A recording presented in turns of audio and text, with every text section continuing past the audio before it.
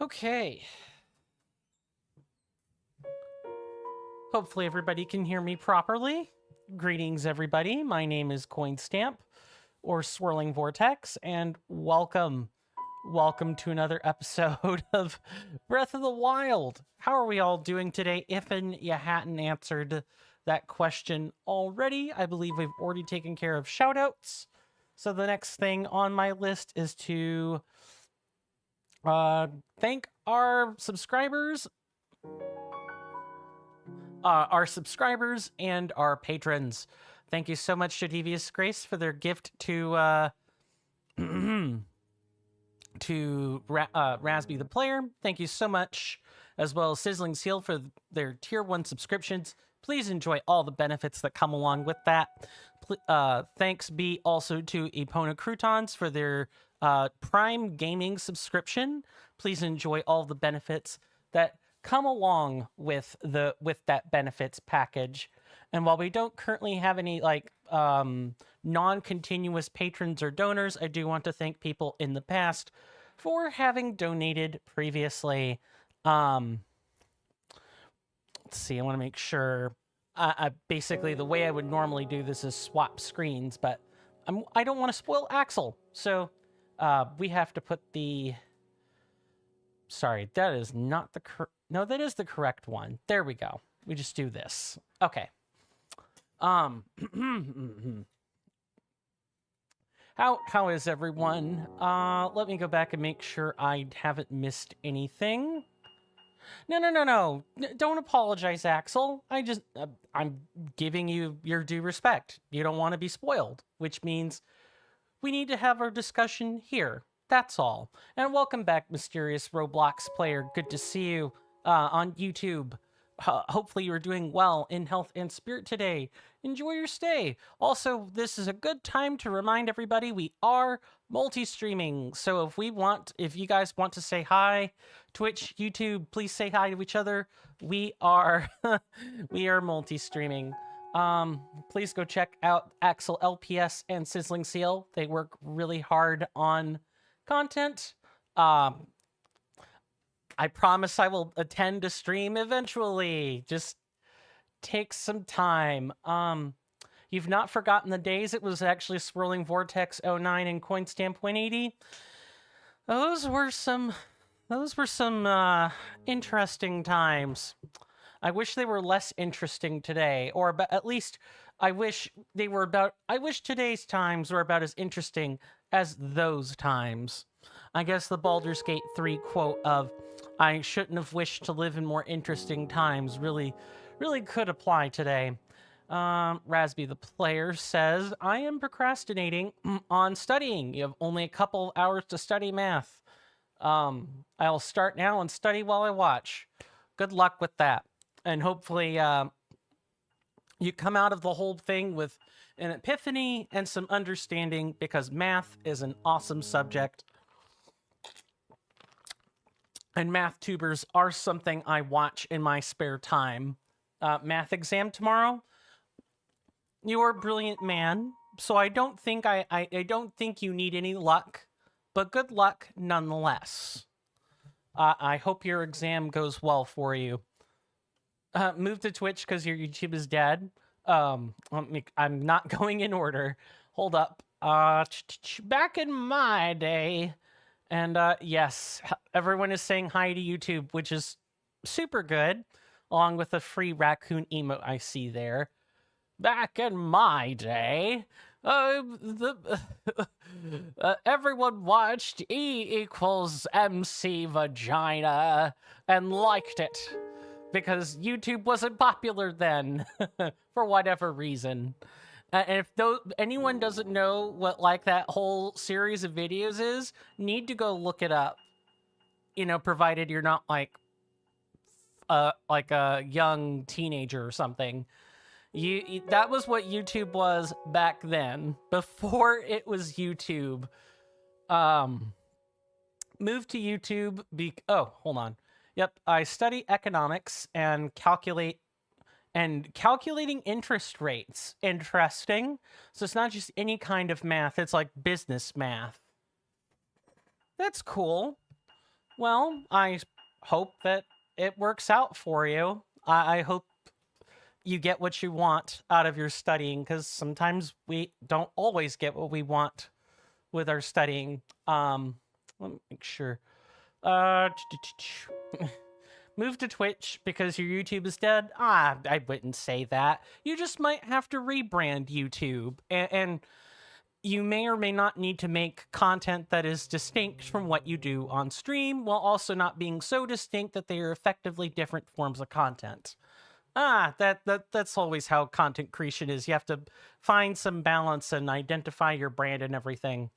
On YouTube, you have 15,000 followers. Nice.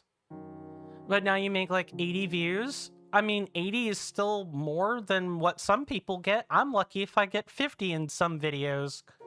But that said, 3 years is a long time. 3 years is a long time to go for like between times of activity. You used to make between 10K to 100K views on each video on YouTube.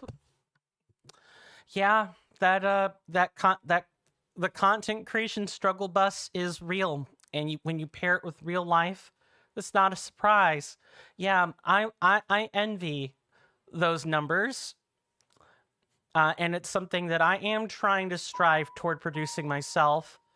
It's kind of depressing to go from this to barely anything again. You know what? Valid, completely valid. So you prefer to start something new? Also fair. But here's what I'll say to that. Ladies, gentlemen, and non-binary people. Phoenixes rise from the ashes. Things that die don't have to stay dead. But for YouTube, they do often have to be reincarnated into something new. YouTube phoenixes they're often more like peacocks. Yes, they might rise, but the color of the feathers won't ever quite be the same again, and cannot be, because otherwise people will just liken the new phoenix back to the dead appearance. Or yes, they'll essentially link it back to your death. And I say death as in perceived content death, just to make that abundantly clear. It was nothing to do with gaming. It was Littlest Pet Shop videos, made videos about your collection and some short movies or content related to that. Pretty niche, actually. Niches are important. But, yeah, if you want to start something new, then I support you in that journey, Axel. And I really hope that if YouTube is something you want to do in addition to like Twitch or whatnot, you find your muse, you find your inspiration and stick to it. Okay, so this is the part where I'm going to flip over the screen so that I can go into the recap. Not trying to get anyone discouraged, just, being transparent with what I'm doing next. Now you just put some references to this LPS channel in your Twitch, like your emotes. Your emotes are from fan art you got back in the days. That's awesome. That's awesome. You'll have to. I'll have to come and play around with those emotes sometime. Gonna go then. Enjoy the stream. Thank you very much for stopping by, Axel. I greatly appreciate it. And again, I will attend a stream eventually. I have you as a Discord champion so that I can keep up with your notices. Speaking of, before we get started, are you, and anyone else in here part of the Discord also a fellow content creator? Well, as long as you're not on Do Not Disturb or Idle, well, the way that the bot is supposed to work is that, and thank you for the Discord recommendation, Sizzling Seal. Really appreciate it. I'm supposed to have a bot that basically, as soon as you go live on Twitch, specifically Twitch, for YouTube, you guys have to come talk to me and everything.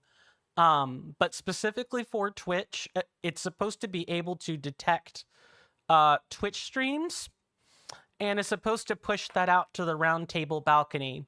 In the Roundtable Balcony channel, I know Axel's notifications have been going off, but I did have to manually set that role. So just, if us content creators got to stick together. So feel free to use my platform to enhance yours. Just as I hope the same opportunity would be afforded to me in reverse. Okay, I'm gonna go ahead and flip this over, and just to minimize any amount of spoiling, I have it set to the system menu. So here goes. Okay, recap from last time. Hello there, NK. Welcome to the stream. Welcome back to the stream, I should say. Good to see you. Hopefully you are well in health and spirit today, and hope you enjoy your stay. Gonna go on to Twitch? Very well. For you guys that are like trying to communicate between or that can see each other on Twitch and YouTube, you know, I don't recommend you carry out cross-platform conversations. You know, take your pick, either Twitch or YouTube, but I did want to make everyone aware, you know, you could at least see each other, if in nothing else. Now, back to the recap. Last time, well, chat, we did more of the same. We beat shrines, we killed field bosses, we grabbed Korok seeds, all that fun stuff. We're going to do that again today, but we are also going to do something very special. For those of you on YouTube, or, you know, if you like follow my YouTube channel independently, you'll notice I have a different thumbnail today. And that thumbnail is going to be the subject of today's video. We're going to be trying to tackle Nadra, or very specifically Malice Nadra. Malice Nadra is like Dinrosh and Dinral and Ferash. They're the divine dragons that represent the divine goddesses in Hyrule lore, with Din being the goddess of power, Nehru being the goddess of wisdom, and Furor being the goddess of courage. The Triforce represents like the union of these three things. And supposedly it is said that the Triforce grants whoever holds it a wish, and that wish, the reflection of said wish, the manifestation of it, differs depending on whether you're pure of heart or if you have an evil mind. See Ocarina of Time for more information. I jest. Anyway, my point is, the divine dragons in Breath of the Wild are supposed to be the manifestations or representations of the goddesses themselves. And how do you determine if you're evil? Well, that's a really tough question. And there really isn't any objective definition for evil, strictly speaking. But I find that if you are an anti-humanitarian, I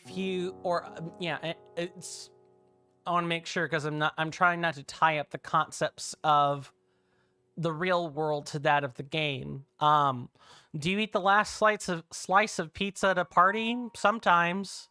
That doesn't make anyone evil, though. That might make someone a little bit of an opportunistic vulture, but I wouldn't class that as evil.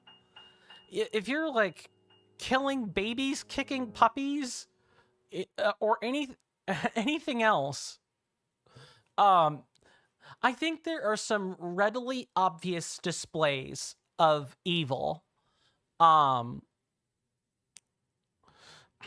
It's weird. It's both a noun and a verb at the same time in English. I'm gonna be the opportunistic vulture and eat the last pizza slice. Now, that if it's not at a party and it's in your fridge, that doesn't count. Um, it depends on if you try to channel evil through your soul or support it. Right? Yeah, that's the whole thing in NK Plays One. Is it's like good and evil are kind of like time. Time is another word in which people don't really know how to define it without also using the word time in the definition. It's hard to define good and evil without writing an essay on what it is or isn't. And it differs it differs between people who are purely secularist, excuse me, versus those who are spiritual and religious. Like good and evil takes on characteristics that are hard to define without like the definition being circular. I think good, evil, bad are things that have many variants and the nuances matter. So how do I know if I'm evil doesn't really make sense without some follow-up. Exactly. One person's good is another person's evil sometimes. I think, although I do think there are some common ideas we agree are never evil. Helping the downtrodden become less downtrodden, or even successful is not evil. Feeding the poor, healing the sick, making sure people live long, healthy lives. I would argue it's very difficult to define those things as being strictly evil. Without additional context, I suppose it's hard to really like close in the asymptotes of what the definitions of good and evil are. But I think most of us would agree that generally being a humanitarian is hard to define to be evil. Is Link evil? Depends on which Link you're talking about, Rasby. So this Link, I would argue, not so much. Skyward Sword Twilight Princess Link? Oh my god. You have the potential to get so dark. Limited, of course, by Nintendo devs' expression when it comes to children's games or games that can be played by small children. But, I mean, in Skyward Sword, spoilers, there is a small group of bullies that harass Link, and one of them will turn around later. He's kind of a toady. There are two toadies and the main bully. This toady, who I forget his name, so toady he shall remain, he asks you to deliver a love letter to one of the knights at the academy in Skyloft. And this knight is involved in a love triangle with a different knight who is a much better man than the guy asking you to deliver the letter is. You have the option to go downstairs into the academy at night, and there will be a spirit hanging out in the toilet. It's a reference to Majora's Mask, and no, it's pretty specifically Majora's Mask. You can give that letter to the spirit in the toilet. It's a disembodied hand that's basically the spirit, and it'll take it from you. And that results in your original quest recipient, the toady, so to speak, getting rejected by the knight he was trying to win affections for. And the resolution to that is at night, you could sneak into this man's room after you've given the love letter to the spirit and everything's resolved. And that hand will just be sitting there stroking the guy. Just a disembodied spirit. It will now be permanently watching over one of the academy students. It's pretty dark. It's pretty dark. It's very disturbing. Maybe not so much dark, but it's at least very disturbing. Skyward Sword is my favorite Legend of Zelda of all time. You'd think I remember the names, but I don't. But I at least remember the quests and activities. And that one, I I don't recommend you end that quest that way, but that is one of the quest paths that is one of the quest options you could take. Skyward Sword is actually pretty cool in that regard, that the quests do have a forking choice, and in the end, they don't have any real bearing on the main story, but it is nice to have different paths of, oh, do I help someone who bullied me, or do I get just desserts? Which I would argue, giving the love letter to a disembodied spirit that then, secretly watches over, said student does in fact qualify as just desserts. At least for me. That quest stuck around with me. I'll never forget it.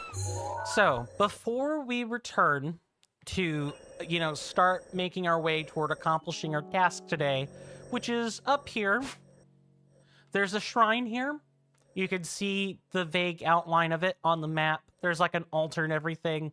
This is where Nadra is, the subject of the thumbnail on YouTube. I'll have to go back and catch back up on the thumbnail and asset submissions on the Discord after this. I've been really bad about that. So sorry. But up here's our target today. Are you going to do Ruta after Nadra? We're going to start moving in that general direction, NK Plays. Yes. Speaking of, like Breath of the Wild antics, you had asked about Mazkashia last stream, and I poked around on your Twitch and YouTube channels. At least I'm hoping I poked around on the correct YouTube channel. I did not find it. I did not find it. I poked around for a solid hour. I would love some pointers on which one of your YouTube VODs or streams has the kill so I can watch it. Because I know that was something you asked about. No pressure, just wanted to make you aware I did look around for it. You tried to clip it, but it wouldn't let you? Yikes. I'm sorry. And that feels really bad. But I guess I wanted to make you aware that I at least tried to look for it. That's so sad. I hope there won't be any more misadventures like that for you. I can't imagine what it's like, not being able to clip or highlight things that well. Man, I really dislike math. Going back a comment here. For some reason, people assume I'm really good at it because programming. I could math and programming correlate, but yeah, being good at programming does not make you good at math. Okay, no, I didn't want to capture that. What do I want to do here? We've already gotten all the ones at Mapla Point, so Aframsia Coast. Let's go. We're just gonna get out of Dodge and hope they don't shoot at us with bows. Yeah, I would definitely say being good at one does not generally, that being programming or math, does not generally make you good at the other. It's not that it's hard. Okay, so it's that you don't like to put in the time to practice and solve exercises. Well, that's really about the only way you're getting better at math. But yeah, doing math homework is very tedious. I remember when I was in college, and I was doing statistics. I had a class for statistics, and the math involved for statistics is sometimes grounded in logic, and other times it's it's grounded in abstraction, and just you have to know the rules of math and how it all works. Statistics, I enjoyed learning about it, but didn't like doing it very much. Says the biologist who the supposed trope is, we're all bad at math, join us. I would like to think I'm not terrible at math, I'm just not practiced. Having better things to do is somehow a disadvantage, because you feel like it's a much bigger drag than otherwise. I'm not parsing that sentence. Let me ask a question. When you say that, do you mean doing anything else is somehow a disadvantage? Or like in regards to practicing for math? I guess I'm not following, and I'm so sorry for that. Make sure I'm reading over the sentence quite a few more times just to make sure. That had to be, like, contextually related to something I said, perhaps. Fog brain. It's a real thing, guys. Don't let it get you. And by fog brain, I'm referring to yours truly, not anyone else. Just to make that completely and readily apparent. While I wait for additional clarification. In other news, for those of you on the Discord, you guys already know this. But I did refactor Dragon Quest XI Definitive Edition's episode 18. It actually has audio as far as I'm aware. Okay, we actually did not need to go over here, but we might as well poke our noses around. I remember there being chests. So for some reason your stream didn't save. That's gotta be a setting. NK plays. That's gotta be a setting.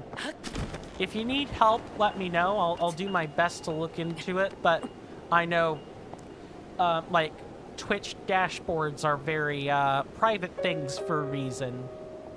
That seems like something that could be fixed for the future, if nothing else. Going back to the previous comments, I want to do other things that are more fun, useful. Okay, there we go. And because those things are really fun and useful compared to doing math. Fair. It's much harder to do math than if you didn't have other better things to do. Okay, I'm understanding that a bit more. Thank you for repeating yourself. So sorry you had to do that in the first place. What am I doing? I don't know what I'm doing. And I don't even have, oh, this is a bad... I put myself in a bad position. And it's not like it's getting easier. Is there some way I could use this rock wall? Not really. So I guess what I could try to do is... If only eating any one of these food items would actually give me something. Let me see. Nope, that didn't work. Which is what I thought. You gotta cook that stuff out. Well, chat, I think we might be drowning. You don't know what I'm doing? I feel like that sometimes. Seems like Link will drown. Yeah, looks like it. Alright, we're going to swap to some different gear. The gear that we can afford to use anyway. And we're going to keep moving. Welcome to the climbing set, ladies and gentlemen. Or at least 2 pieces of it. That is much better climbing speed than before. I use the climbing set all the time. And I need to get down before I start freezing to death. Either that, let's see. Oh, I know what I can do. I can put on these trousers and I'll be just fine. Okay, cool. You're gonna try and beat it again? Maskashia, right? On stream? I'll see what I can do to attend it then. Or, you know, otherwise at least witness the moment. Because, again, I know you had asked about that. Good luck, and I hope that the stream saves this time.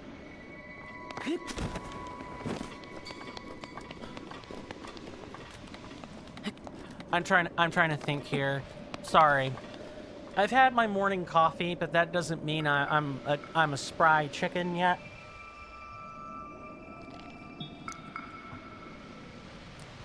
Let me scroll back here. I'm definitely in the camp of liking math, at least watching it, but not so much in the doing of math. Rivali's gale is I now do ready. I perform math as necessary, and sometimes I like thinking about it, but I don't like necessarily performing tedious exercises, but that is kind of the only way you get better at it at the same time. It's just chemistry is very much in the same boat, and physics is too, to a very high degree. Both of those fields involve a lot of math, and if you don't practice, you're definitely not going to perform well. You're feeling extreme executive dysfunction? It's 8:30 p.m., and the exam is tomorrow at 10 p.m. Okay, Rasby, I'm going to ask you a question, and I want you to be brutally honest with me. Do you want me to tell you to go study? Do you want me to help you? 10 a.m., excuse me. Do you want me to, like, help you be a, like, this, do you want me to help you body double, I guess is what I'm looking to try to ask here.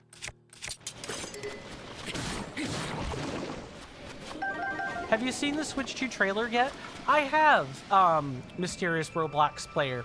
Thanks for asking. I think you asked that, last time. I'll answer that Twitch comment in 1 second. I can't really say that I felt as though the Switch 2 trailer offered a whole bunch that was different. I think the thing that I saw that was intriguing was like the USB-C port attached to the Joy-Cons. And you know, that would be those type of ports attached to Joy-Cons point to a few different things, maybe, and perhaps most importantly, there could be like a mouse-style periphery for the Joy-Cons so that, you know, you could use the internet or some other browser-type program with it. Things like that. I think that was about the only thing I could really take away from it. It just seemed like a console with a different design. It seemed almost identical to the Switch. You dropped a very heavy rock on the head of that little wind creature. Sadness. Yeah. My bad. This Korok didn't do anything to deserve, you know, having a rock dropped on their head. But there are 900 of them, and a lot of them can be found by plucking up random rocks off the terrain. It's very tedious. So some of the more annoying ones do get a rock plop on the head. That's a lot of rocks. Trust me, and I'll go back to your previous statement in just a second, Raspy. But where is it? There's some of them are some of the Koroks you find by diving into rings of water lilies or lily pads in lakes. Some of them are, you know, this one was tucked behind a tree that you had to pick up a rock for. Some of them were are accessible by completing archery challenges. A couple of them are magnesis block puzzles. And quite a few of them so far have been, how can we make the a collection of trees or statues look the same? Like complete the pattern type puzzles. And you know, the concept of the puzzles is cool. I don't like that there are so many of them tucked in little tiny corners of the land. I do not like that. Going back to your earlier sentence, yeah, you actually asked a few friends earlier if they could body double and nobody was available. I'm really quite sorry. Well, you get no reward for getting all the Koroks for that exact reason. The reward for the Koroks is upgrading the inventory slots, specifically shields, bows, and weapons. Munitions, there are only ever 6 slots, and we already have all the munition types available, or we've seen all the munition types for bows available already. So all we get for turning in Korok seeds is upgrading all of these extra inventory slots. The biggest one by far, or the biggest and most significant turn-ins for Korok seeds, are weapon slots. Because weapons break in this game, all of them, and shields break, bows break. So now that we have, I need to switch back to the appropriate armor before I forget.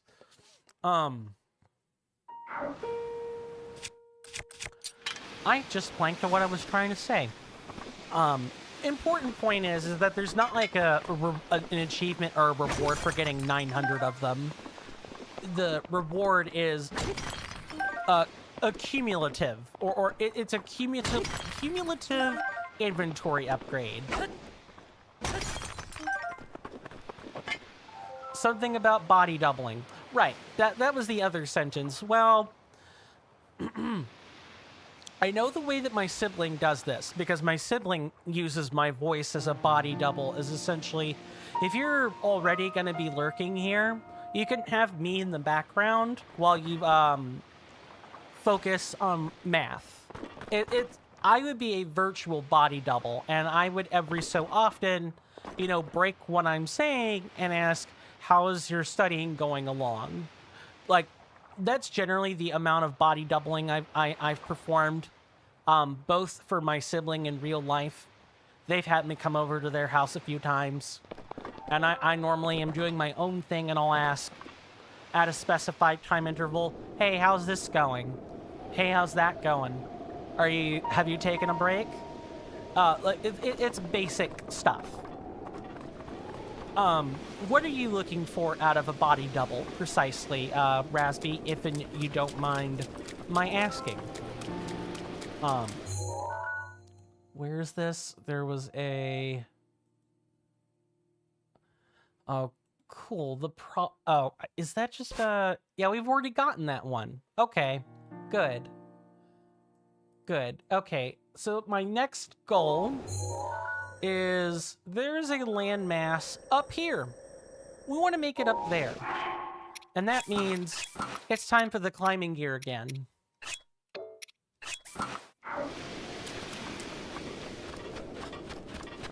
Going back to the YouTube comment from a mysterious Roblox player regarding the Switch console, or like the Switch 2 trailer.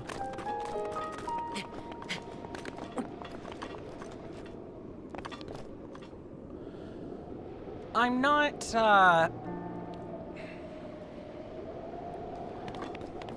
just don't. It's kind of like looking at the the Wii U console trailer. I just don't see what's different. I just don't see much of a difference. Maybe the differences are internal and not something that the like the showing the console's construction or external specs is something that really impart. I don't think the external specs really impart a lot of information to people watching. It was at very least a nice break. It was a nice 2-minute break. Let me go back to Twitch here now that I've hopefully answered that question. I guess the general frame of mind would be confusion. I felt confused, and like, what did I just watch? Well, by default, going on voice chat and sharing screen for what you're doing, so that you're studying, but you're writing on paper this time. Otherwise, have your mic be heard.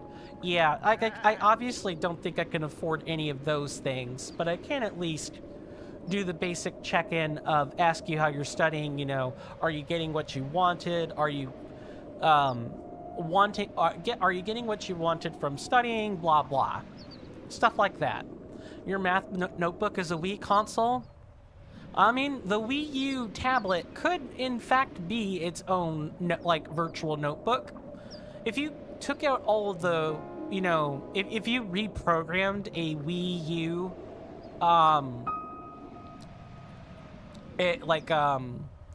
like pad controller, you probably could make a pretty decent virtual notebook out of it. You'll go shower and then you'll be back and start very well. Hopefully nothing is... I'm sorry. I'm having a lot of trouble today. Hopefully everything goes well.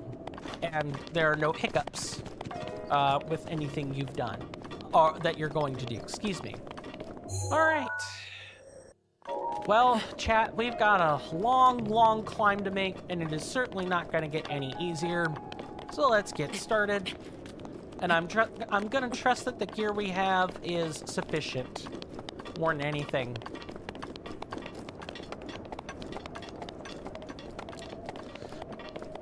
Hebra and Lanayru are the two mountains that... you're expected to have to climb a great deal. And of course there are other spots where you climb as well, but Hebra and Lanayru are both the bigger mountain ranges you'll find in Hyrule in Breath of the Wild.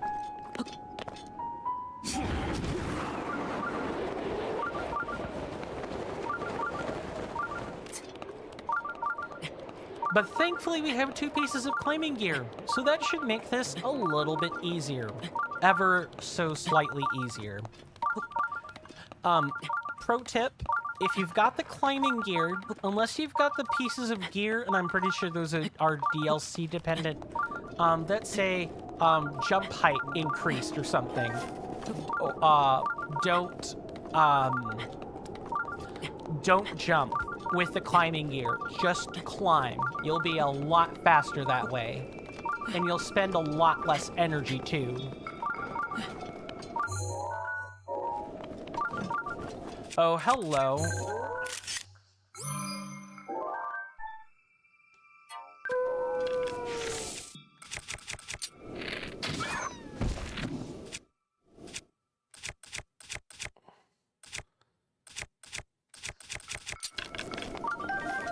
Raw gourmet meat. Oh, good lord. Okay. Well, I could see that our climbing... I think we've actually made it up to where we're supposed to be, though. So, let's equip the necessary armor we're gonna need and then get a move on.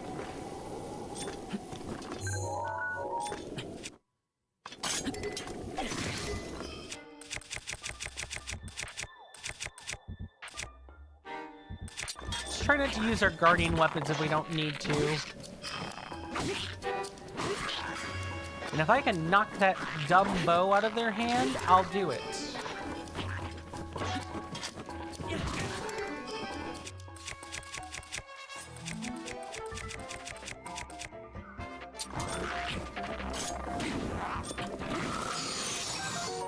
Oh, I forgot you could just use fire and kill them instantly.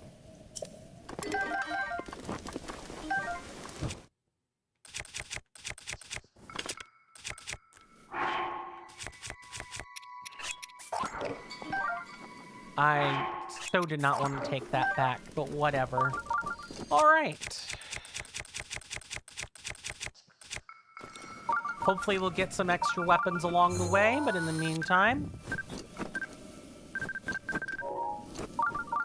let's just make ourselves comfortable. I am looking forward to the Switch 2. I'm also saddened by its presence, generally speaking. Not because it's a bad console or anything. It's the... Aw, man. Metroid Prime 4 is probably going to be for that exclusively and not anything else. I'm saddened by the fact that it's going to be expensive and I'm not going to be able to enjoy it. That's what I'm sad by, and not anything else. So what shrine is this? Tano Oa. That sounds Polynesian just a tad.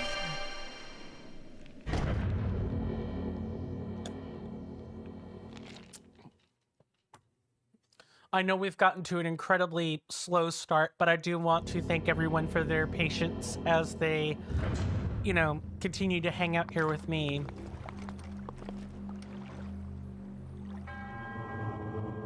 I am Tano Oa. By entering this place, you've already proven your worth. Oh, right, I forgot about that. There are some shrines you could just walk into and get a reward, by the way. And our reward is exactly what I thought it was, climbing boots. So the whole set will make your climbing much faster. These rock climbing boots have special no-slip toes. Send toes it does. That help you cling to walls. This ancient technology, I'm sorry, it's just clothes. There's no ancient technology here. I'm baffled that they would refer to clothes as technology. Facilitates more nimble climbing.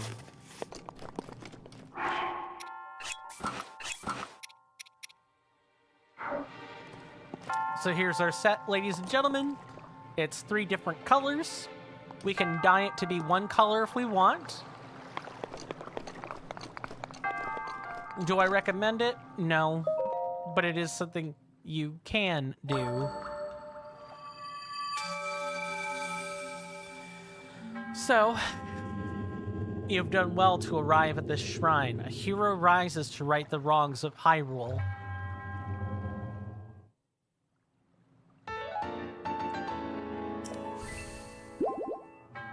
May the goddess smile upon you. We should go back and double check for, because it's going to spit us back outside. We should go back and make sure there aren't chests in the water. And, nope, back inside. Back inside. Thank you very much. So OBS updated today and got a little bit of, it got some, it got a little bit of a facelift. I'm enjoying it. All right. So we were here. So just anything else we need to collect while we're here. I know there's a couple shrines where there's like a secret hidden... Get back up. Thank you. That should not have been difficult, but it was for some ungodly reason. Okay. Knowing what I know, we're gonna need to equip these.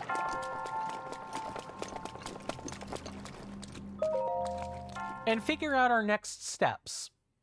I think my next goal is going to be to get up to Walnut Mountain.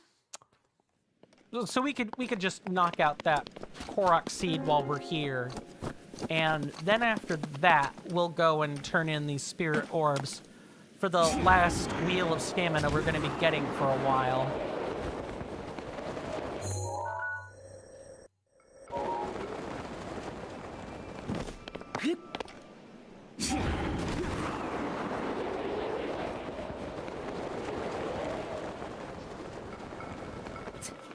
Okay, and minus is how we pull this up. Yep, we're making good progress. We're going exactly where we want to be.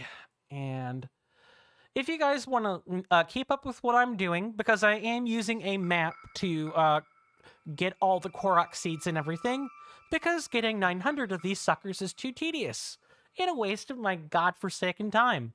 You guys can type in BOTW map into the chat. For you guys on YouTube, use an asterisk instead. And this one's Twitch exclusive. This next command is Twitch exclusive because I've not had a chance to put it on YouTube yet. If you type in BOTW coord, COORD map, you'll get the object map that I'm currently trying out. NK Plays did in fact, give us that nice little tool for us to use, so I'm extra thankful to him for that.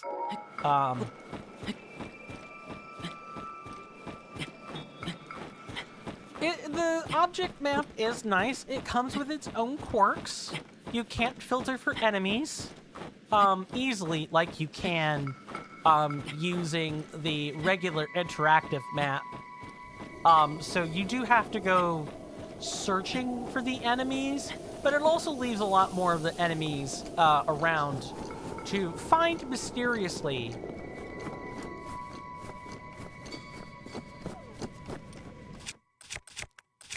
That that is a cold-footed wolf.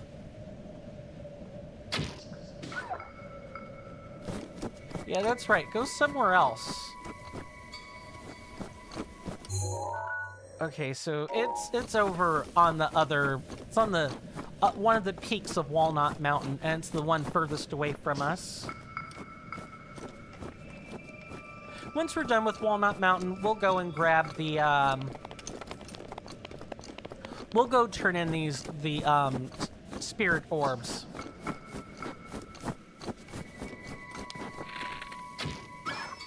Nice. Got him. And if you leave the meat out... Ah, yes, look. Icy gourmet meat. This raw gourmet meat has been frozen for easy traveling. It's kept its flavor through the freezing process. Eating it as is will provide a temporary boost to your heat resistance. Don't eat raw meat, ladies and gentlemen. That is bad juju. Don't do it.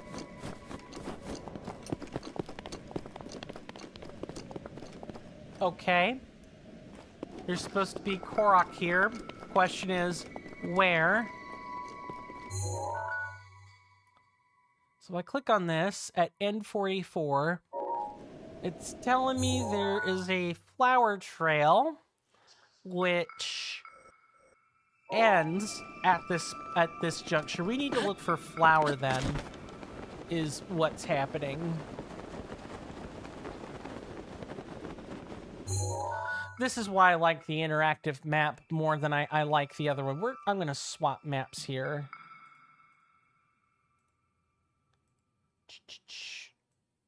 Oh, actually, it'll tell me.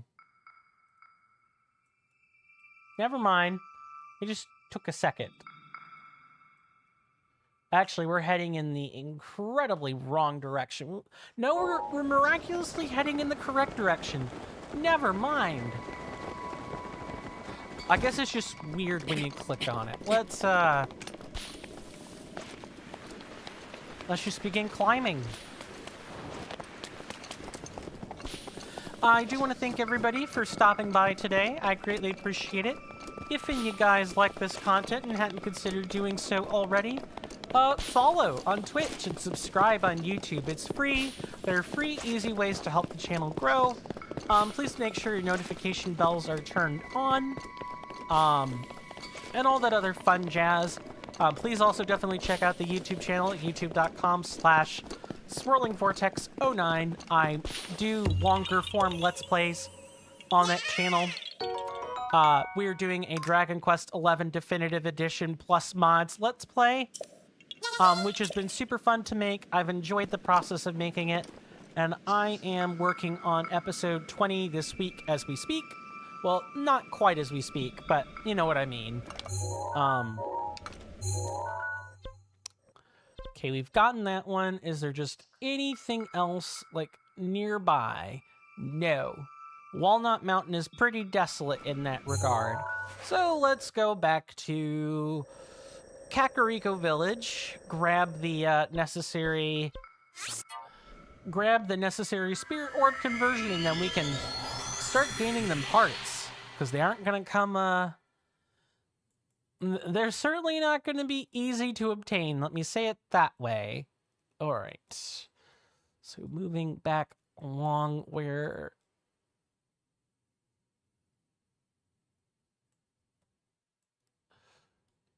Okay. I think I've gotten it. And now we're just kind of moving from left to right to grab the rest of the remaining Koroks. But I think what I'm going to have us do is take the break a little bit early today. I'm going to park us over at the shrine. Go ahead and convert those orbs. Go ahead and change back into the stealth gear, because that's the best gear around. That's never going to let you live it down. I don't know.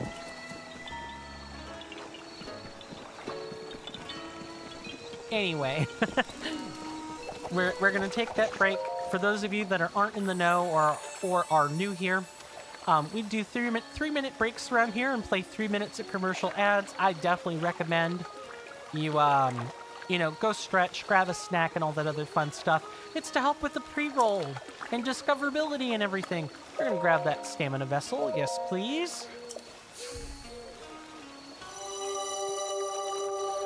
I hate ads as much as the next guy. I hate them really bad. But, you know, them's the breaks for being an affiliate and a partner. Twitch is gonna try to make money off of you. So you gotta play along. And that means not making the experience god-awful for everyone else. And so telling you guys when I plan on taking ad breaks and taking them in an appropriate and timed manner is just better than how a lot of other streamers, I think, are attempting to do it right now. That said, we're going to take that break now. Thank you guys so much. See you guys after the 3-minute commercial break. Thank you.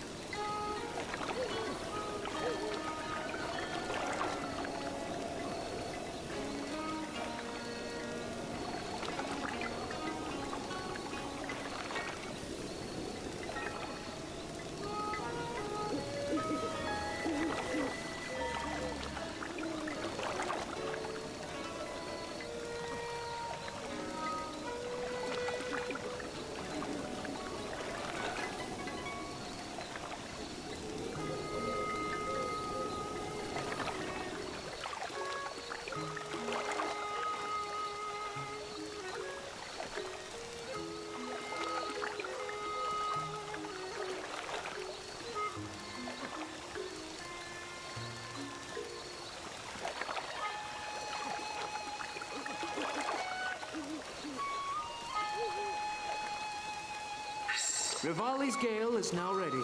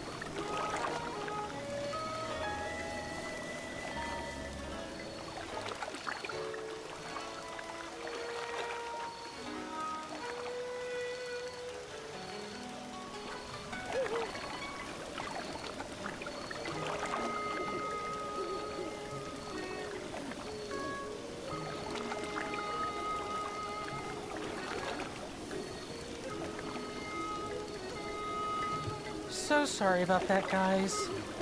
Let's just say I had to answer one of nature's calls, and it was not fun. That's code for having to go relieve myself, by the way.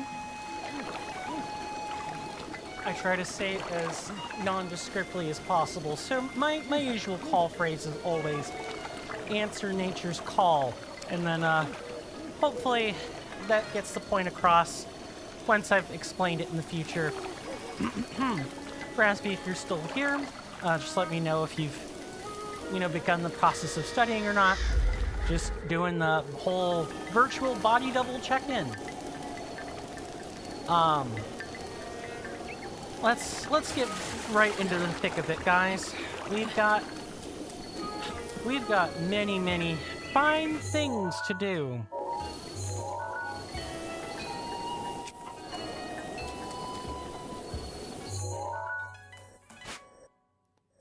Okay, so how do we... Right, it's up here. We've gotten what we wanted. Back to the Talonic Shrine. That's gonna be way better than trying to figure out where the hell I'm supposed to be. And then we're gonna go over to Pierre Plateau. Or / Bonuru's stand, so that we can grab a Korok seed at the top, which I think is probably a rock. Could be an archery platform. Could be something else entirely. Oh, you know what I just realized, though, chat? We need to probably buy some arrows. We're dangerously low on regular arrows. Let's take a second and fix that. Let's at least try to have 20 if we can. Thank you. Coming on in. Yeah. How many were you thinking? All of them. So that's 10 right there, Hey. and then that looks to be, what, 9 or 10 of them? Oh. 10 arrows. Okay. Thank you, ma'am. All right, back to the shrine. In my opinion, shock arrows are the best for a single reason. Is it because they electrocute enemies and get them to drop their weapons? Just a bold guess on my part. Okay. Well, worth a try. What single reason do you have for them being the best in K-Plays, if and you don't mind sharing?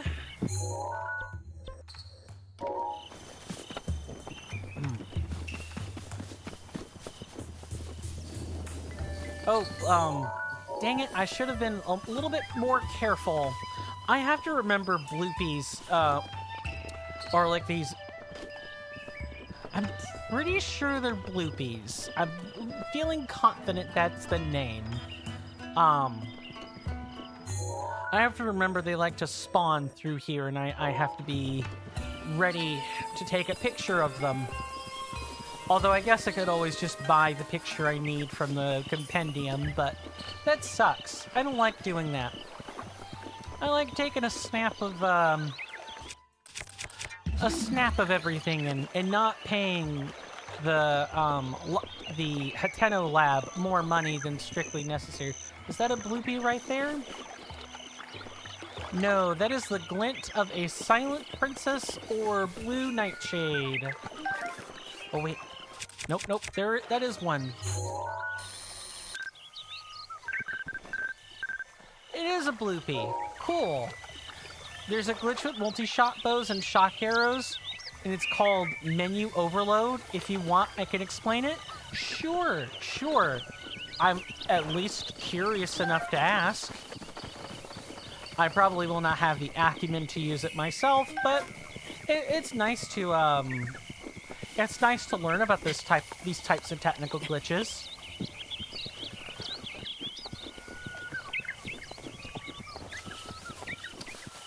Okay, so this here, we're gonna make a Mark IV. We're gonna put a star there so that I remember, hey, there's a shrine here, and when the conditions line up for us to go actually resolve said shrine, we can do that. In the meantime, though, Pierre Plateau has our name, like, all over it. And I'm pretty sure it's right up here. Nope, this one, not that one. Here's a question I can ask, folks. If there was one activity that you haven't mastered or haven't done before, whether that be swimming, climbing, or some other sort of like athletic skill you think you should have, what would that skill be? For me, it would be climbing. Swimming is like, I'm not around enough water to care about swimming that much. Treading water is important. Being able to swim short distances, sure, important. Being able to swim across the English Channel, not so much. I'm more interested in climbing things than anything. And mostly because climbing is more readily useful in my environment. Not even like in my house, but there are places I would love to be able to climb later. Or I'd love to actually climb Stone Mountain in Georgia, or a number of other spots. Let's go ahead and make that switch.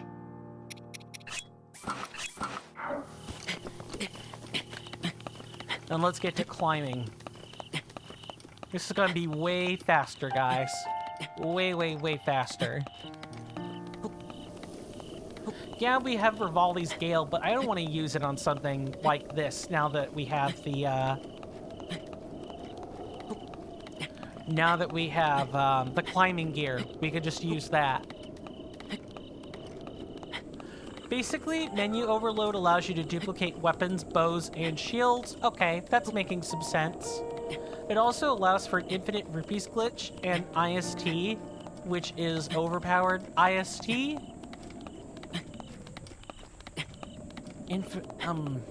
Trying to think if I've heard that before.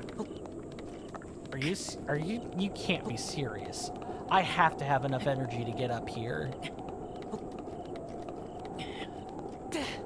One last.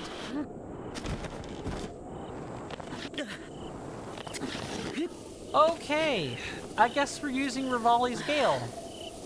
Wow, or that is awful. Or we need to find like a different high ground to approach from. Yeah, this might be smarter, actually. Again, I don't want to use Rivali's Gale if I don't need to. What's IST? If and you don't mind sharing that as well. Laced in with the other explanations you're giving about menu overload. Trying to be extra careful and not spend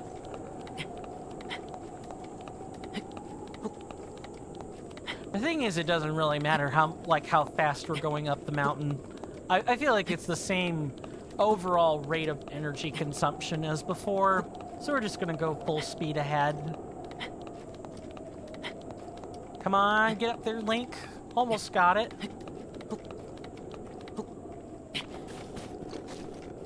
There we go. And now we can probably put on the other set. Why is it hot up here? That's weird. There should not be... That temperature feels wrong. Looking at the bottom right-hand corner, it should not be hot here.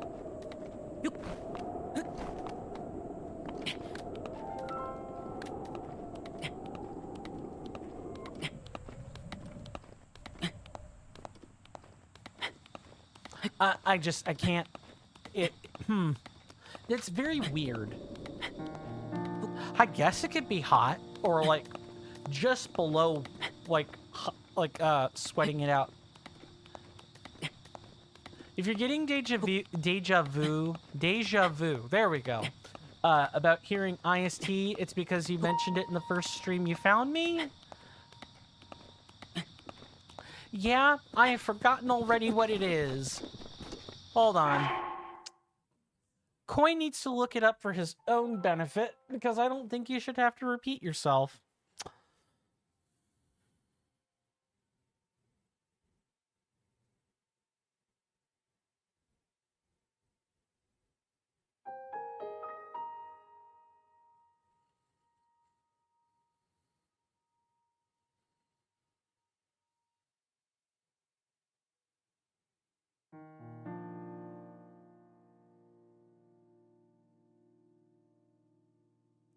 Let's see. Inventory slot transfer. Okay. You know, I thought I might have been able to suss out inventory on my own. I was just perhaps a teensy bit confused about what the other two letters were, but okay. Caught up. I'm at least aware of it now. And of course, it would be a rock.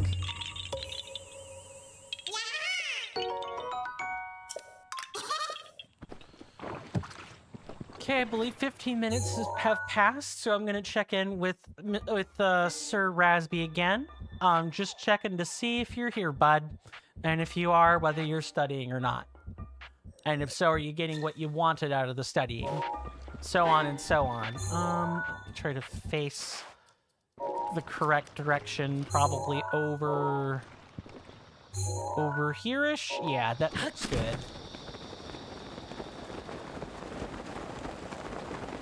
And I know there's a Korok seed in the the valley or crevice there, but we're gonna go grab this one first. Just like, oh, the next one is in the valley or crevice. We're still gonna grab this one first. And of course it would be, you know, apple trees. It couldn't be archery challenges. It couldn't be a shield surfing challenge. It had to be this puzzle. I hate these. Alright. And it's the same exact kind again. Same exact kind. Well, let's at least use a cheaper bow. Grab that arrow. I don't want to waste arrows if I don't have to. Almost. There we go. So stupid. So dumb. I jest. It's really just the tedium that gets to me, more than anything else. It's not that the puzzles are stupid. I'm just saying that for a fact. It's really just... Oh. Well, isn't that the easiest Magnesis puzzle ever? It's right there. If I could get it on the correct level, that would be really appreciated.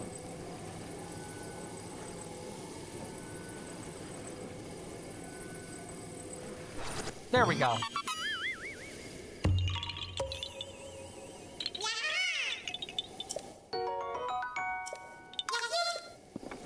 And maybe if we've got the spare time afterwards, you know, we can go back and continue moving on through the rest of Lanayru and start grabbing stuff toward the Talus Plateau, Brenna Plain, and so many other spots. Because I know one of the things we need to do is on Ploymus Mountain. That's for getting into Varuda. Just making sure that I don't have an important communique going on. I don't. We're good. Going back to what I was saying before, for me, I want to get decent at climbing. Now, of course, can I do that when I, you know, am carrying lead bricks inside of me? No. I need to lose weight if I want to climb effectively. And I think I have found where one of the Korok seeds is without even looking for it. Are you Traveler? Yep.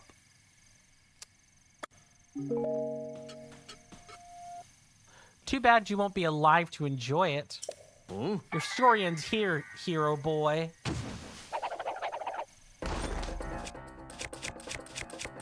We want to deal with you.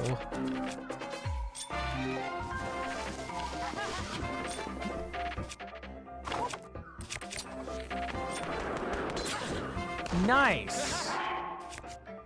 These guys are...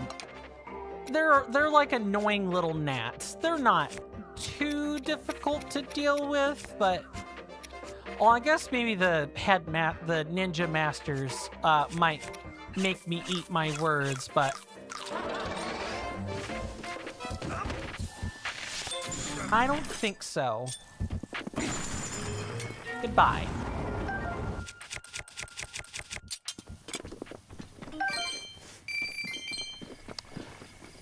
But at least they're a decent source of rupees.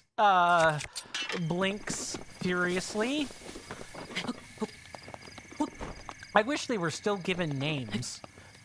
It's not like they, you know, didn't have names before they became outcasts slash Yiga clan members. And yes, I feel I need to say that pretty explicitly. Like, enunciate the Y, because if I don't, and I'm not careful, you know, I could approach slur territory. It wouldn't sound like a slur even if I said it fast, but, you know, people catching the first three words, the last three letters, might not appreciate what they've come in to hear. Where is our curious flower friend? Down there?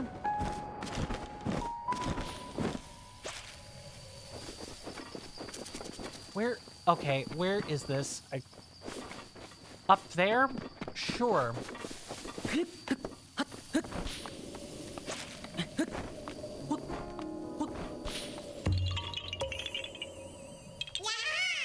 What about this one? Just zoom into the map here. Okay.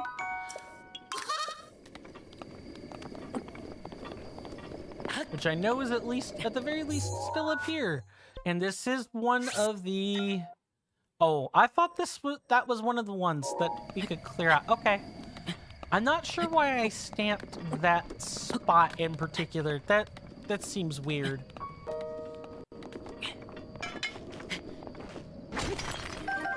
I'm gonna take it the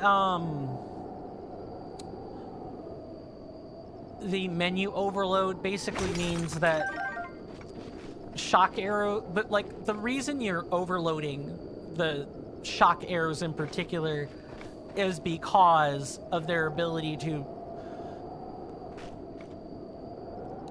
No, there's got to be something else glitch related when it comes to shock arrows. It's not the guess I said earlier about the combat utility. That seems too simple.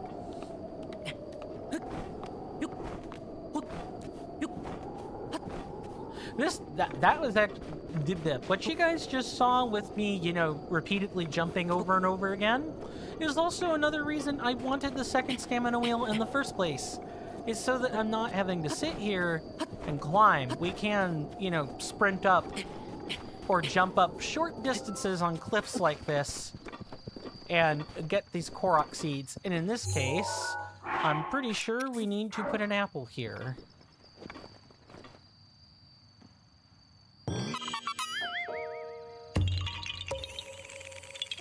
At least it was apples and not like volt fruit or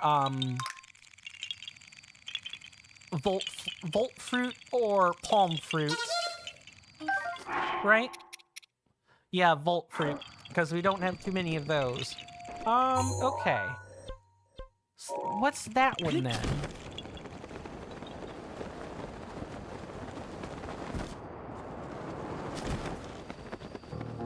You know what I'm thinking? I'm thinking I marked the flower that was here. All right, we're good. We can get rid of that now. We don't need it. Pretty. Too bad it's not rare. It being pretty and sparkly has nothing to do with it being rare.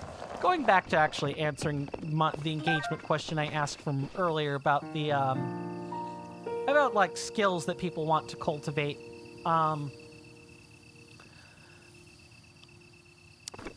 For me, I'd like to be able to climb things to, you know, rescue people or escape trouble, or just find other uses for climbing things. Takes effort, takes time, and I do want... I am not headed the correct direction. We need to fix that. Well, that's not necessarily true. We just need to change how we're climbing. That's all.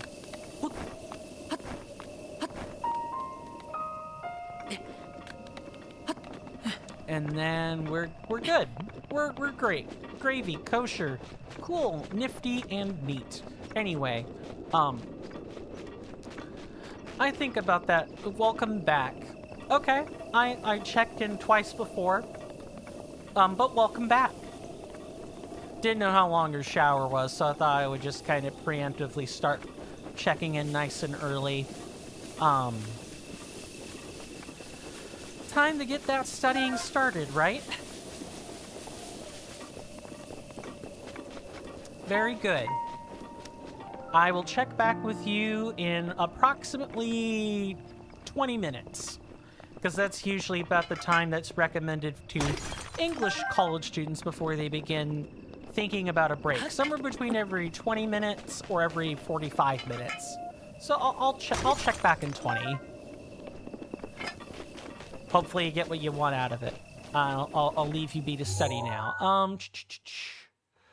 Where do I want to be? Okay, I know it's right here. Nope, wrong direction. Is that a rock ring? Looks like a rock ring.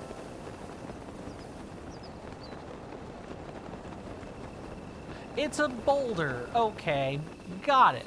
I know we need to go find a boulder somewhere and play golf. I do find these golf minigame type Koroks at least semi-interesting. They're not, at least they're not the apple tree Koroks. Those I could care a lot less for.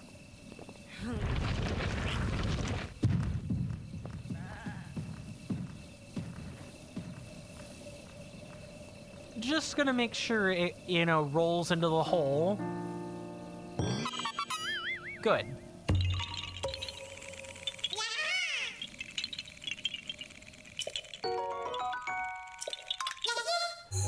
Now, what's the next one? Did we get the one in the Falian Highlands?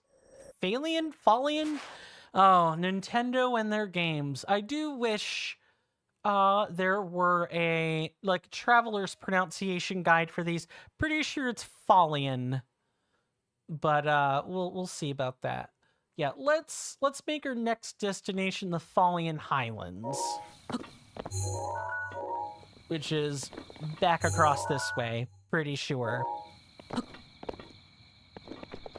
And we can break up all these Korok seeds with a bit of fighting anyway. Because in that forest grove over there, like it's getting harder to see, but it is basically in this direction. Stream sounds are a bit distracting. Very well. I think you'll just write in chat every 20 minutes if you're still doing it. Sounds good. Enjoy your studying then. Virtual body doubling is definitely not for everyone. I do hope you get what you want out of the studying, though, in all seriousness. All right, chat. It is Hinox time. This is what I wanted. This is what I meant when I said there would be a nice sizable break from all of the collecting of Korok seeds. Fighting a Hinox is at least mildly interesting, right?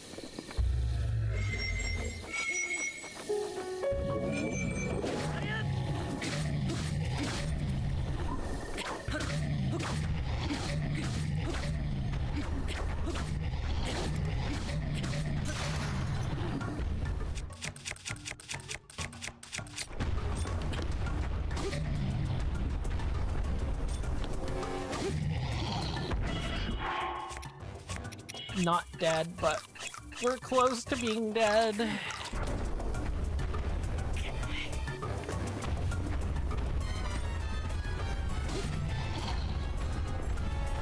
Come on, jump.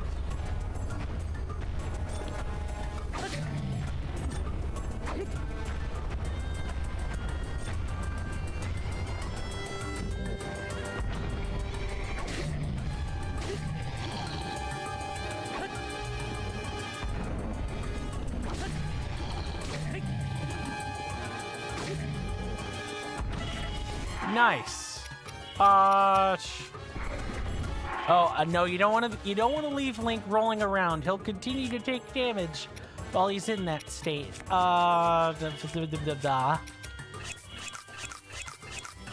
Apple munching.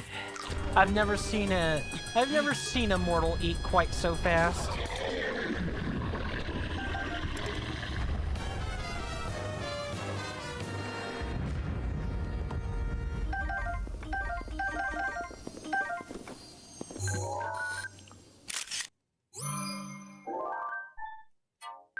A hardy durian. This fruit's mighty odor has earned it the nickname King of Fruits. It offers immense restorative powers. Dishes cooked with it will temporarily increase your maximum hearts. Now, the durian.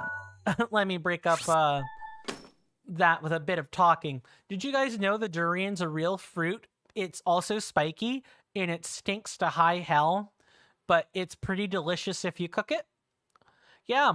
There's a real fruit. The durian is a spiky fruit. In fact, let me bring in the Google so I could begin.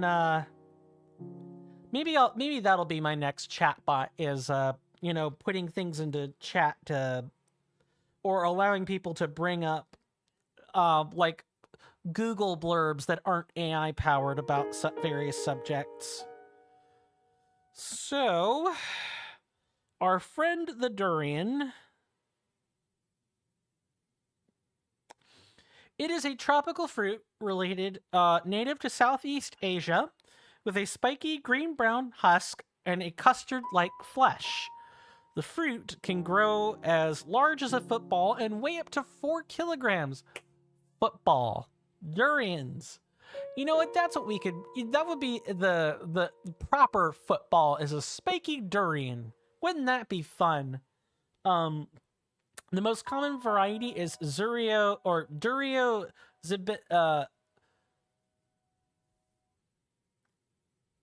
zibethinus, which is native to Borneo and Sumatra.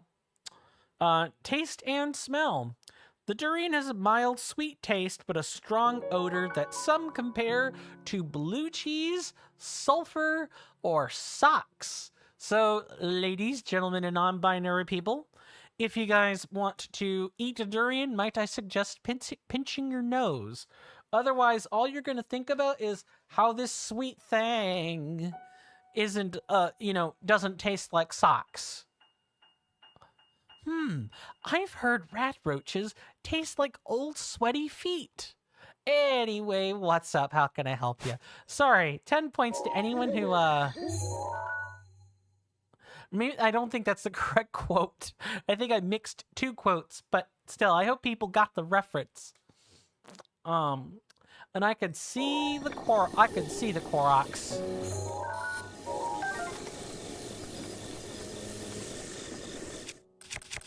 Let's go ahead and get that Traveler's Sword nice and ready. We're gonna need it.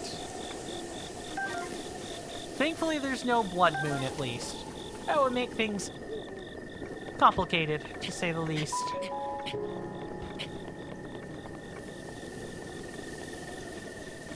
Now, our next Korok seed is going to be a rock ring, or, like I alluded to earlier, it's the stand-in for the fairy ring. Speaking of, here's another question I can ask. Have any of you guys actually seen a fairy ring? Or fairy circle? I have. I've even had them grow in my own backyard sometimes. They're interesting. They usually get shredded by a lawnmower, which makes the fairy circle grow back with a vengeance sometimes. Because if you don't actually, scorch the area that the fairy circle sits in, what you've technically just done is you've killed the fruiting bodies. Because fairy circles are composed of asco or basidiomycetes, mushrooms or funguses with fruiting bodies, generally speaking, and usually that's basidiomycetes. They usually have a fruiting body. You've given the fungal roots organic material to work with, which makes the fairy circle come back with a vengeance. If you don't want to see a fairy circle, you gotta burn the whole area it's incorporated in, and you need to burn a bigger patch, or surface area wise, than the one in which the fairy circle occupies, or else you're never getting rid of it. Okay, so there's the Fallian Highlands. Next one is over there in the canal.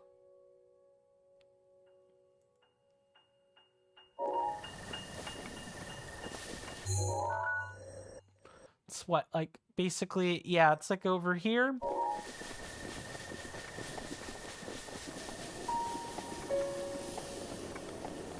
We can now actually run a decent distance, chat, which I think is good.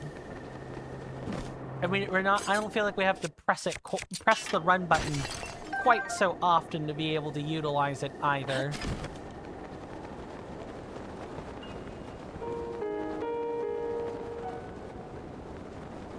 Right up here, guys.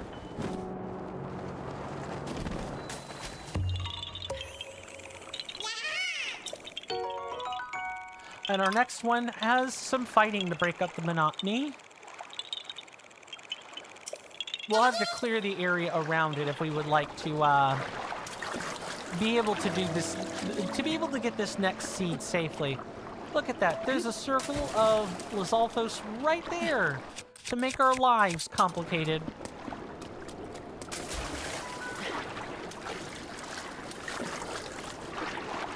The worst part is you can't even really sneak up on Lizalfos if you've been dashing around.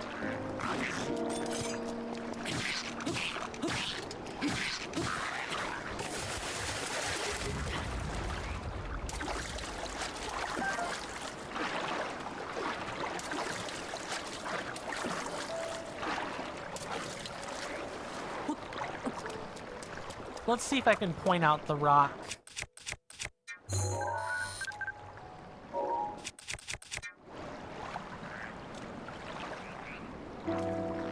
It's right there in the fountain, actually. If you look at it, see that rock there? Yeah, that's the thing we want to lift up.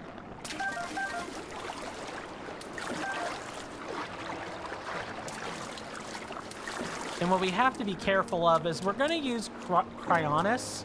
Actually, we probably don't even need to use Cryonis, chat. Here's what we're going to do instead. It's like kind of like getting up on the top rope to take out a wrestler, right? We're gonna climb the top rope and we're gonna wait for that guy to begin his walk, sort of. Yeah, look around. We can observe him using the scope on our Sheikah slate.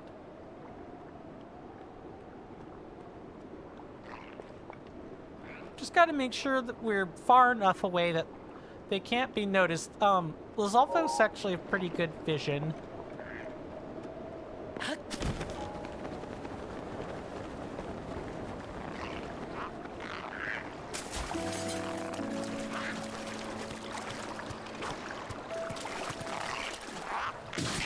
Goodbye.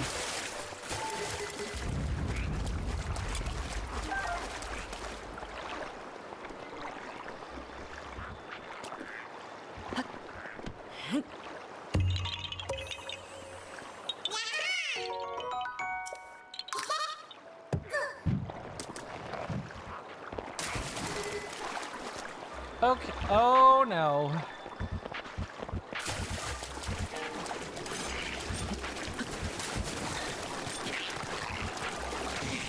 Nice. There we go. Gotcha.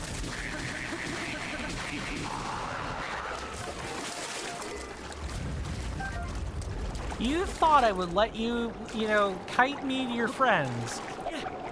Nah, fam, that ain't happening. Goodbye. Okay. Next one is up in Lanayru Heights. Thank goodness. We could just kind of like basically turn around. And we'll never be lonely. Something, something, something. I don't know how the song goes, because I'm not musically minded like that.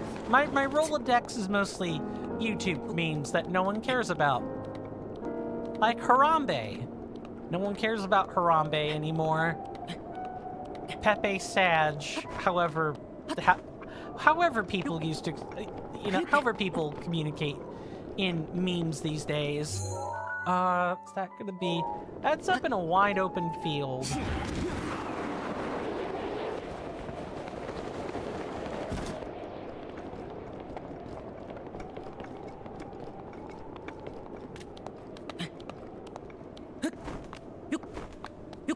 You couldn't get yourself to start, but you managed to meditate for 10 minutes?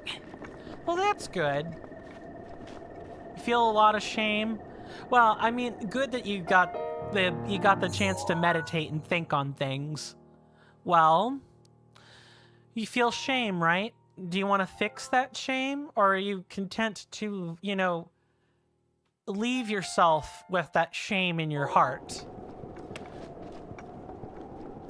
Let me ask this, in addition. Do you feel like you're already studied up? Do you feel like you were, practiced enough for the exam? Obviously, the real answer is we can always use more studying, but, sometimes if you feel like you're prepared for an exam and the fear of overstudying is there, well, maybe the answer is you don't study quite so intensely. You're still preparing for Mazkashia? Gotcha. Yeah, I feel like I didn't review things much at all, but you attended all the courses and practiced then? Right. So, here's another question I'll ask in regards to that, Rasby. When you were given homework, or you were given recommended things to read over in the sessions between the exam, Did you do the recommended homework? Did you look at the recommended readings? Did you do what was asked of you, during the time frame before the exam?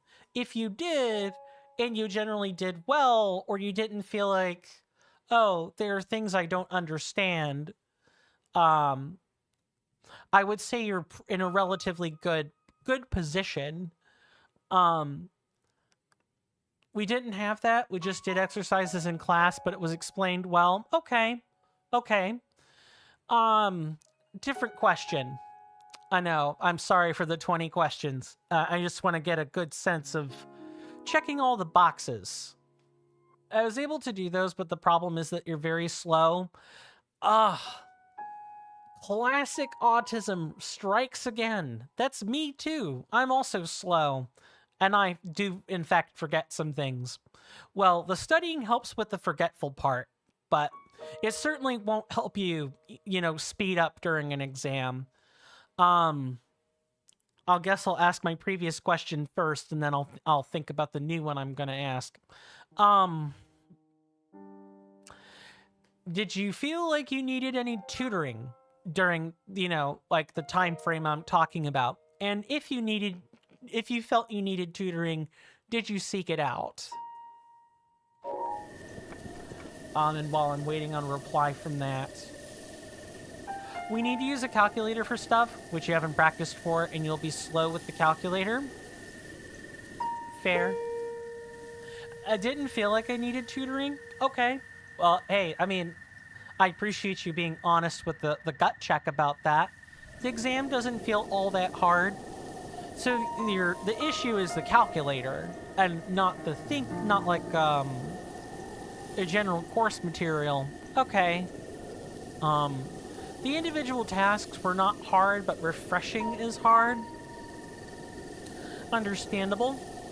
Is the slowness and remembering formulas? Yeah, speaking of, that's something else. Are you given like a formula, a formula sheet? Or do you just have to remember all the formulas, from memory? You either remember them or you don't. Because depending on the course the course that I would be referring to back here in the States, sometimes students are given formula sheets. You have to remember from memory. Okay. Yeah, that sounds like a majors course, all right. At least that would be my experience. Math majors do generally have to remember the formula or be able to derive it quickly from the basic things they're supposed to know about the course. I know physics majors have to derive the formula. They can't even remember what, there's too much memory capacity required to try to, just remember the formula offhand. You have to derive it.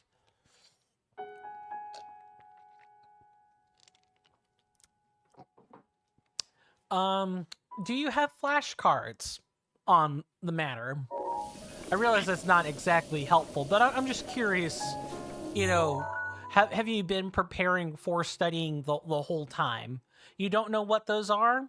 So flashcards or index cards, like the generic form of them, are these kind of like 8x5, 5x8? No, I'm sorry. Let me get the dimensions on an index card correct. They're usually about the width of my finger.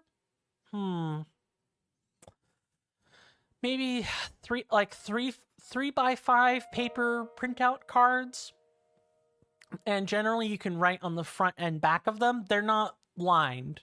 The index cards you can buy here in the States are lined on the front and just plain on the back. And generally what we would do is write something on the front of said flashcard, and then turn it over, scramble up a bunch of other flashcards for the related topic we're studying for, and then see if we know what the flashcard is going to say. And typically you write something on the back of the index card, and typically it's a statement or a question that doesn't give away what the front side of the card is. When I was studying anatomy and physiology in college, I would have to do that a lot. to be able to, remember where the clavicle bone is, or what an osteoplast versus an osteoblast is. That's the kind of stuff that typically goes on a flashcard. You don't even need to use a flashcard necessarily. And like bringing out a bunch of pieces of paper or something will also work. They just need to be able to be turned up and turned down relatively quickly. So that you can kind of play guess who with it. Osteoblast sounds like skeletons blowing something up. It does, doesn't it? Or it would be like the name of a perverse fireball, but it's a bone blast instead. It does certainly sound like that. I believe osteoblasts are the cells that generate bone, and osteoclasts help with mineral secretion. I could be wrong on that. It's been some time since I've done any kind of studying, but I generally am not very familiar with specialized cells. I'm more familiar with general cell processes, things like that. But cellular biology is about 2 stone tosses away from anatomy and physiology. Excuse me. It's also possible I'm entirely wrong. Now, what is the deal with this? Because there are 3 boulders here. I'm looking for a hole. Where's the hole at? Still, you could try writing down the formulas on flashcards or pieces of paper, and then write something about the formula that would help you harken back your memory and see if you get it correct. I've done that with chemistry, biology. Flashcards are a generally good way of studying basic things you just need to conjure from memory right there on an exam. They're not great for memorizing long concepts. You want to solve the exercises from the exam model, but you have too much executive dysfunction? Right. You know what you need to do, but your brain is not telling your body to get up and move. Executive dysfunction is something that my friends deal with quite a bit more than I do, and my sibling as well. They all talk about executive dysfunction all the time. I need to... This isn't working. I need to use stasis for this.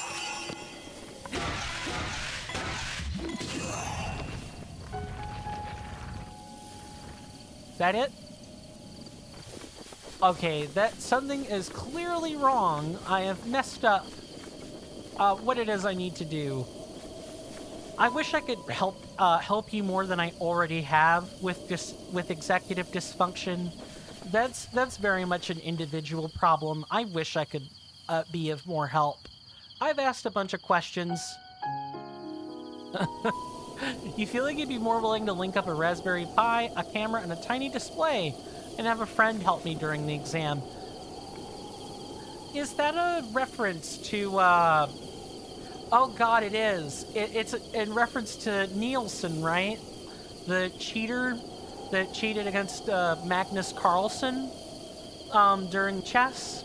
And he's now the reason that all physical chess matches are done in Faraday cages? That's what that sounds like to me. Rather than studying for 30 minutes. Yeah, it's one of those... You want to do everything under the sun except eat your vegetables, when eating your vegetables would save you so much pain compared to later. Accidental reference? Apparently. It was a project you thought of and actually wanted to do. I don't know if it was a Raspberry Pi, but I know there was a device, a camera, and like some sort of projector display linked up, and apparently, and this is the kicker for those who don't know, Nielsen had an anal vibrator that would literally vibrate the exact sequence he needed to make.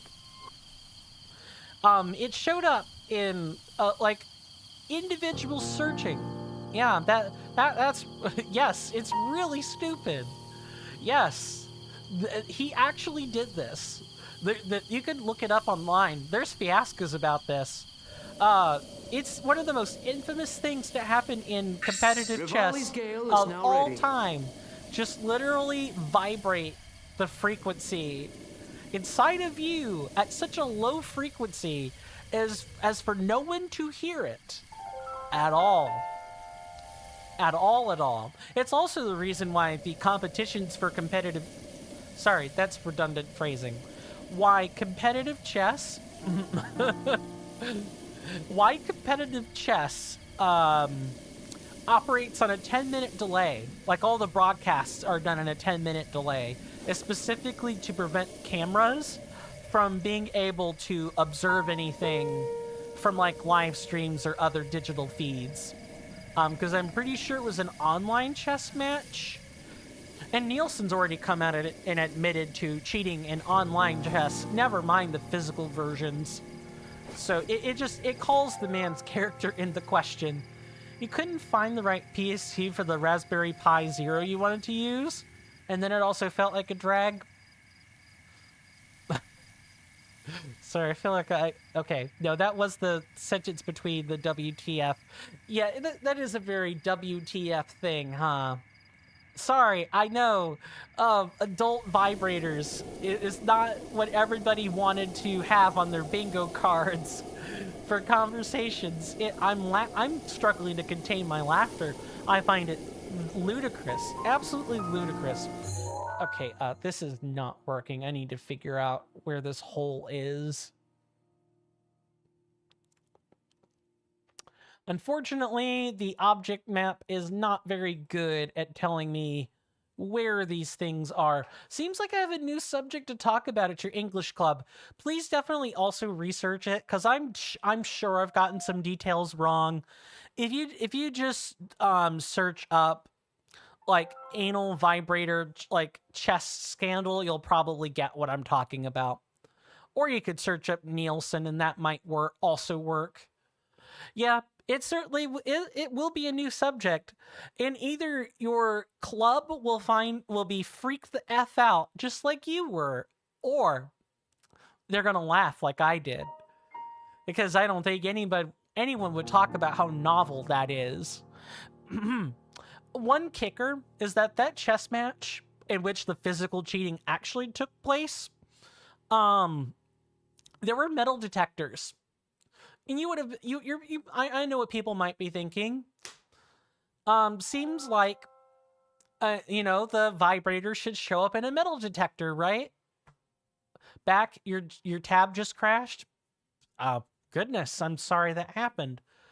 I'll just repeat my sentence again. The kicker about the cheating scandal for the chess match is you'd think a vibrator would set off metal detectors, right? Because there's batteries, there's the metal diodes inside. There's all other kinds of things that should set off a metal detector. Well, this vibrator was encased in rubber and encased in a pretty significant chunk of rubber. And so, no, it didn't set off the metal detectors. Actual officers on site had to do the grope check and figure out there was something there that shouldn't have been. Like there were strip searches. It was a whole debacle. How did he get caught? So Nielsen, he escaped the metal detector. Like the metal detector didn't catch it. Instead, there were strip searches. How do you get stripped at a chess match? Well, the chess organization takes cheating very seriously, and Magnus Carlsen, I'm pretty sure, called in what he suspected to be cheating. So the whole tournament came to a screeching halt while everyone was run through a metal detector, and when it kept happening, well, it upgraded to a strip search. And that is when they found the infamous adult vibrating device stuck in his butt. Yeah. That was a real can of worms. You could find it plastered all over the place, and I'm sure I'm getting some details wrong. I know the general order of events, and I remember some of the specific things. I definitely know a vibrator was responsible, because not only were there deconstructions of how Nielsen would have cheated with a vibrator, gonna tell the story only off your memory and spread misinformation kappa. You do that. I mean, it's still gonna be a funny story regardless. Hey, Coin, did you get Link's house yet? Yes, I did, NK Plays. I did, in fact, get the, I need to open up the interactive doc. This is not working. I need to actually see, I actually need to see what this is asking me to do. But yes, we've got the full house, we upgraded it, and what happened to that bot that would chat randomly? I don't know, Raspy. I summoned a Niv, well, some time ago. I'm looking at it, and I don't see him in here. Sadness. I don't know. Maybe he got recalled, and I'll have to resummon him again. Maybe it finally got banned for saying something extremely unhinged. That is also certainly possible. After all, the Niv account is technically a bot running off a user account, so it's certainly possible it got banned for saying something unhinged. And in which case, sadness, but also it's a bot, so it was bound to do that at some point. And unlike a normal human account, I highly doubt a bot account will go through an appeals process and attempt to get that back. The guy who came up with the Markov chain algorithm is probably curdling in his sleep right now. Okay, so you miss hearing Markov chain algorithm twice per stream? You know, my fine friend, I'm pretty sure that's sarcasm, right? I don't think you actually missed that. And it's not like I don't want a Niv to be here either. You know, our community ran everything to a vote. Speaking of, I need to do some bookkeeping and then we're gonna take our second break. I appreciate everyone's patience, and I hope everyone's having a good time while we're here. I've already talked about free ways to help the channel. If you guys, feel like financially supporting me, please know that that's never required to be here, but I do think you guys get awesome perks for doing it. For you guys on Twitch, I recommend the tier 1 Twitch sub. It's the most bang for your buck. Cuts out the ads, increased, yes, very, very tongue-in-cheek, Raspy, but I appreciate the, mid-grade kind of, like, what do we call that? Roasting? I think that's roasting. I'm pretty sure that's roasting. Anyway, what was I saying? Right. Cuts out the ads, increased priority in multiplayer queues, double the quantity on votes whenever we have them, double quantity on channel points, all that fun stuff. And it gives, you know, Daddy Bezos less money, which I'm always a fan of. But I don't shame anyone for using Twitch Turbo, Prime Gaming, so on and so forth. Do whatever works for you. I'm simply suggesting the best benefits package available for you guys on YouTube.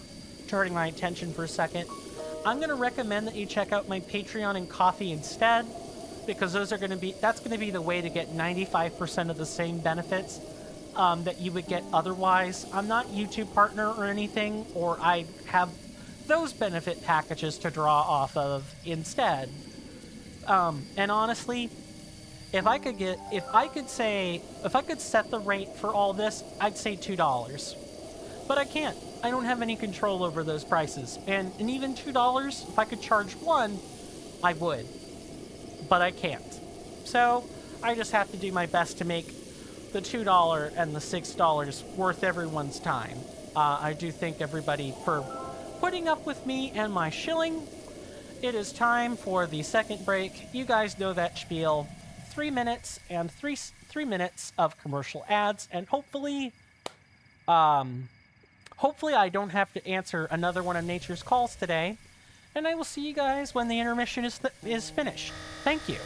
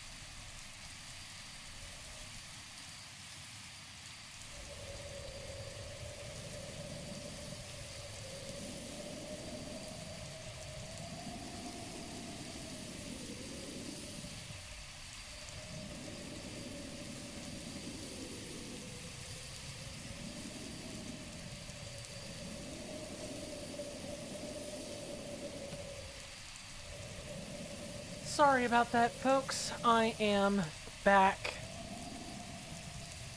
Thankfully, I'm back on time this time. Hopefully the rain has been soothing to listen to. At least the in-game rain has. It was raining yesterday in real life, for me. And that was also pretty soothing to listen to, but it does ice my roads. And, the two-state area that I'm part of, let's just say this time of year the roads are always very dangerous, and the Augusta River area is generally prone to black ice, which makes driving very dangerous. So if you're driving out on those roads, do stay safe. Black ice is not fun. It's very dangerous. Why can't I shrink these docks? Good lord. Sorry, I really dislike ice. Just generally speaking, or is there like a specific... Sorry, that's a dumb question. Let's try that again. What about ice are you not a fan of?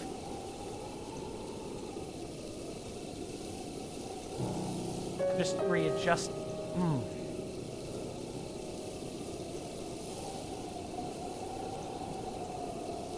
Let's see.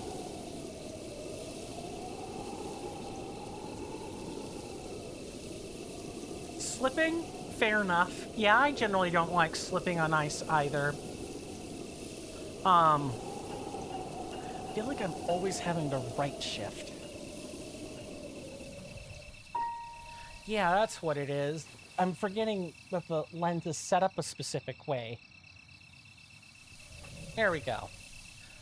I'm still a little bit cut off in the head, but hey, at least I'm making my position stable. Fun fact, because of your sensory overload from touching and general body awareness, you kind of never fall when you sleep and rarely slip. During the winter, you always wear only sneakers instead of boots when you slip. Okay. Yep. Gotcha. I usually, if I ever have to walk on ice, I try to have cleated boots whenever possible.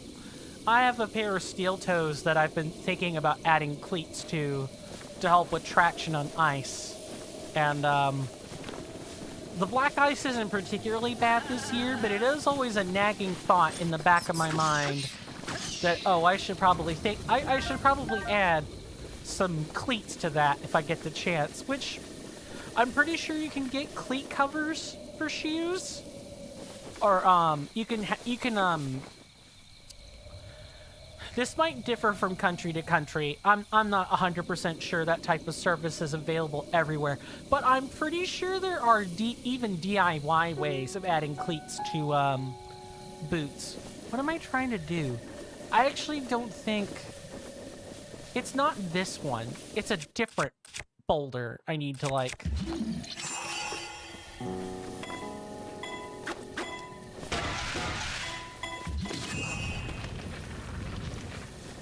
What boulder is it?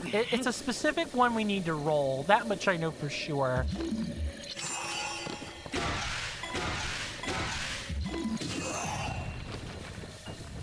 And where is it supposed to be?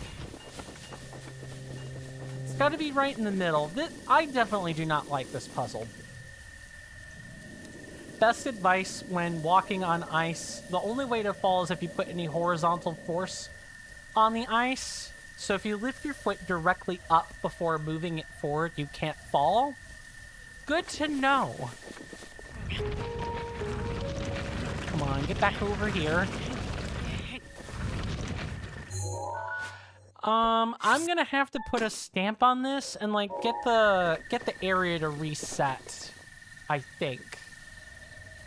It does make moving really slow, and it can make your legs hurt if you do it too much. Yeah, and passing crosswalks can take some time. Really, the best advice I have for certain is to just... Oh, I think I get it. I think I get it. Kind of. It's this one, isn't it? I hate this puzzle. I do not like it one bit. It's cool, but I don't like it. Oh, and it has to be 2 taps.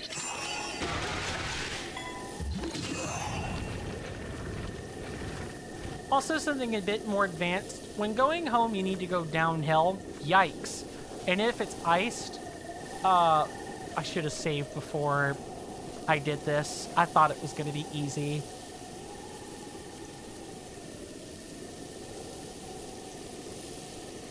There's like... So there's a hole we're looking for.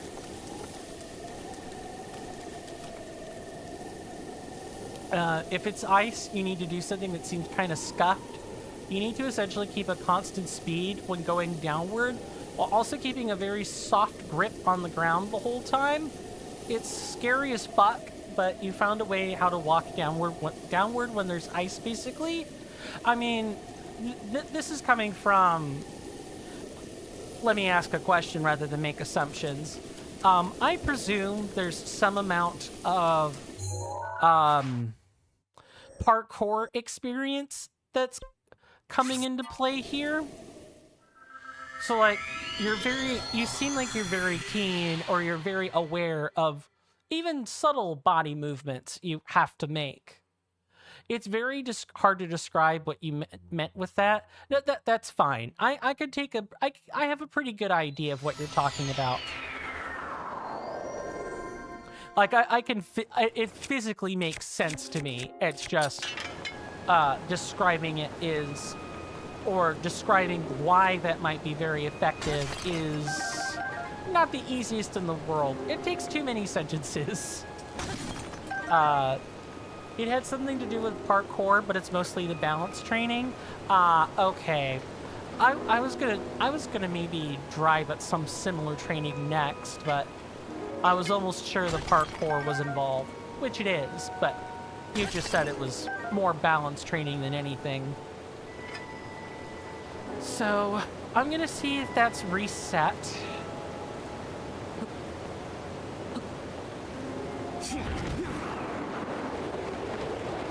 I should not have done that.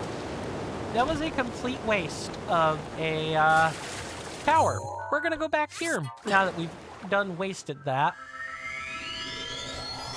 Cool. The more inertia you have, the harder it is to slip. So if you have a heavy backpack, you are way safer. Yeah, that makes sense. You're increasing your weight, which is increasing the necessary force required to move you. That's just physics. At least personally, when you had your work laptop in the backpack, along with water and many other objects, the weight would be like 6 to 7 kilograms. It's like, what, a 15-pound bag? And you could walk on ice a lot more chill? I could imagine so. I could definitely imagine so. Strictly because... Strictly because it requires more force in order for you to slip in the first place. That makes sense. Of course, and this is just for everybody listening at home, and especially for the people in the back. If you don't have to walk across ice, don't. Go around. Don't take risks, but if you gotta take risks, then yeah, listen to this fine gentleman. He knows what he's talking about. Yeah, it also distributes the weight better. Your weight is now across a bigger surface, which means it takes even more force applied across the same area in order to move you. Things that I would definitely... My God, I hate Linear Promenade. We've pretty much been here the whole time. FML is what I got to say about that. And it's raining, so we can't really climb in the game right now. I just kind of have to wait. So I guess that's what we're doing, chat. We're waiting. Think of our channel like the bus stop with the roof, with like a covering over it. How's the weather, everybody? I had a very scary moment 2 years ago when you slipped on the stairs on ice at home. You fell in your bum, so you were fine. Just hit my hand a bit, and it hurt for a few days. It could have been really bad if you panicked. I definitely would have. And haven't trained falling from parkour. Yeah, training to fall specifically to mitigate like falling damage or damage to your body from a fall is really hard. It's something that even veteran stunt actors have a hard time doing.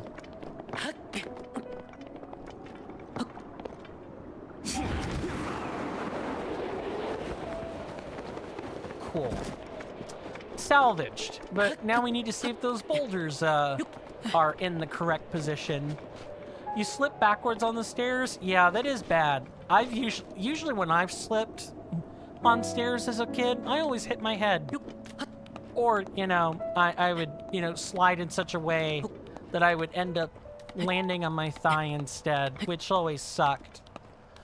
And all the stairs were heavily inclined, and until this year, they were like that every year? Yikes.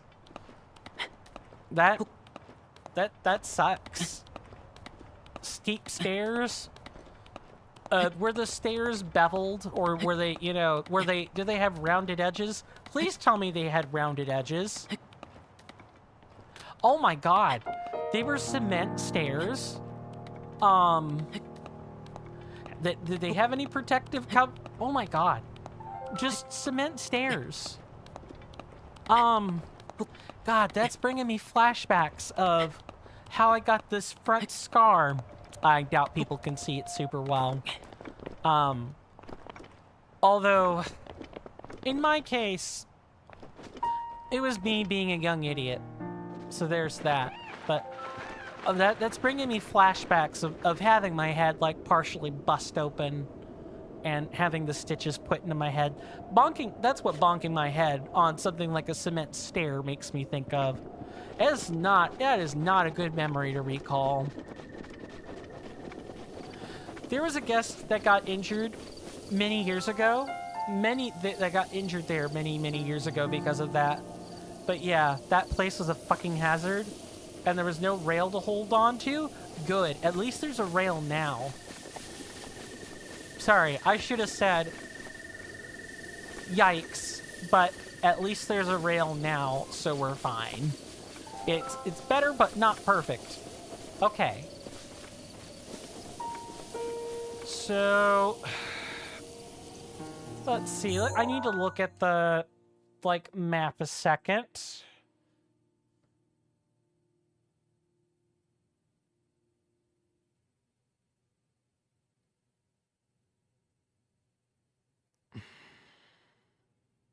Okay, so that is correct. I had the right idea. It's this boulder right here. No rail, slippery cement that's heavily inclined forward with an alternative path that wasn't great either. Oh, there was a secondary path? Did it also have cement stairs that were heavily inclined with no rails?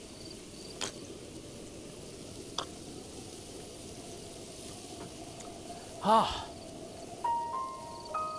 Well, pomegranate and blueberry is certainly a way to wake yourself up if you weren't thinking about that already.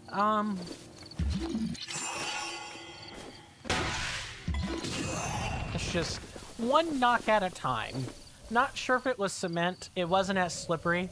It was worn out mostly, and it wasn't inclined. Well, yeah, that's at least better.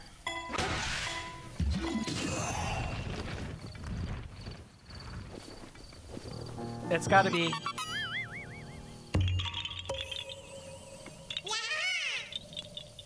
Hold on, this calls for a soundboard redemption, chat. I could have swore that wouldn't have worked.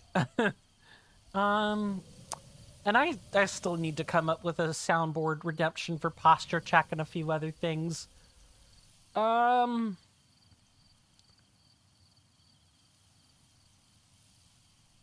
I can't even think of a relevant redemption to use. Maybe this one. Because I shouldn't get ahead of myself. Don't get excited. Quickly, grab a big stone, Kappa. In those situations... Hold on. I've missed a sentence here. It had no rail, but it had an outer wall of the house and random objects to hold on to sometimes. That just doesn't sound safe. In those situations, honestly, just crawl. I agree. Just crawl. Hands, knees, inchworm if you have to. Inchworm if that's what you gotta do to not fall down. Because falling injuries aren't fun, chat. They're not. I mean, if only I could grab a big rock. Unfortunately, once it's in this divot, you're really not meant to get these rocks out of the divot. I could do this. But that doesn't mean much of anything. Actually, the edges were a bit rounded. They weren't as sharp.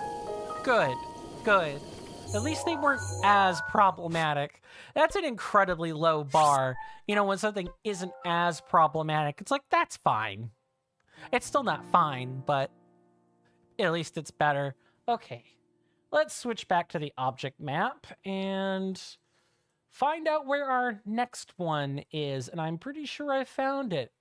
It's the Peak of Awakening, across from us.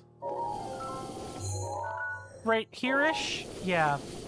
The cement on the driveway to get to the car was extremely slippery. It's still like an issue? Yeah, I'll say. And where was this? I'm looking back to, like, find the description.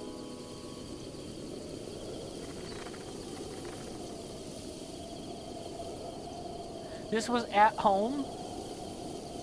I'm sorry. I'm sure the inside of your home is safe. But I would not have liked the exterior of your house. If'n I am being honest.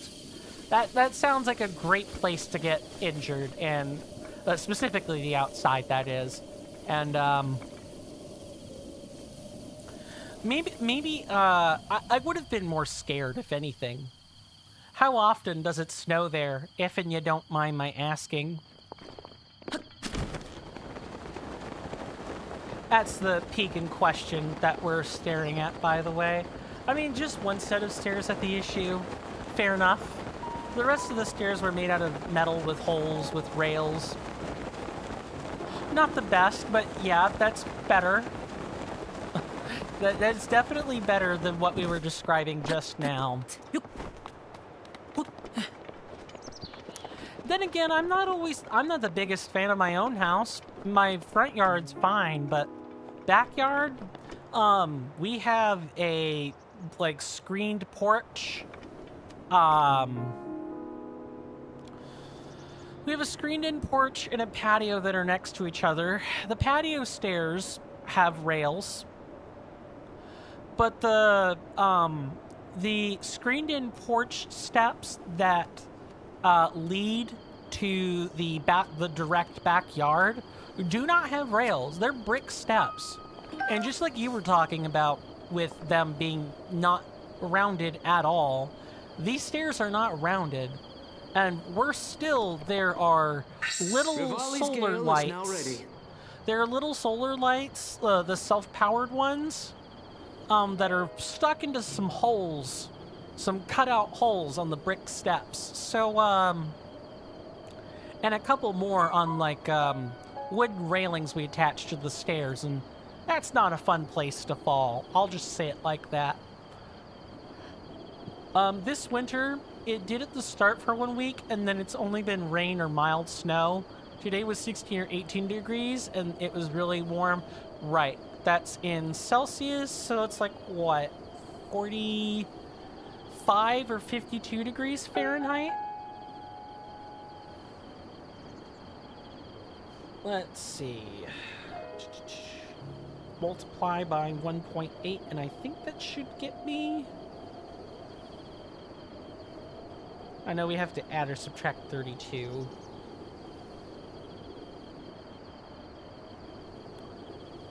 $30, 31 American Eagles. Let's see, that's what, 15? You said 16 to 18.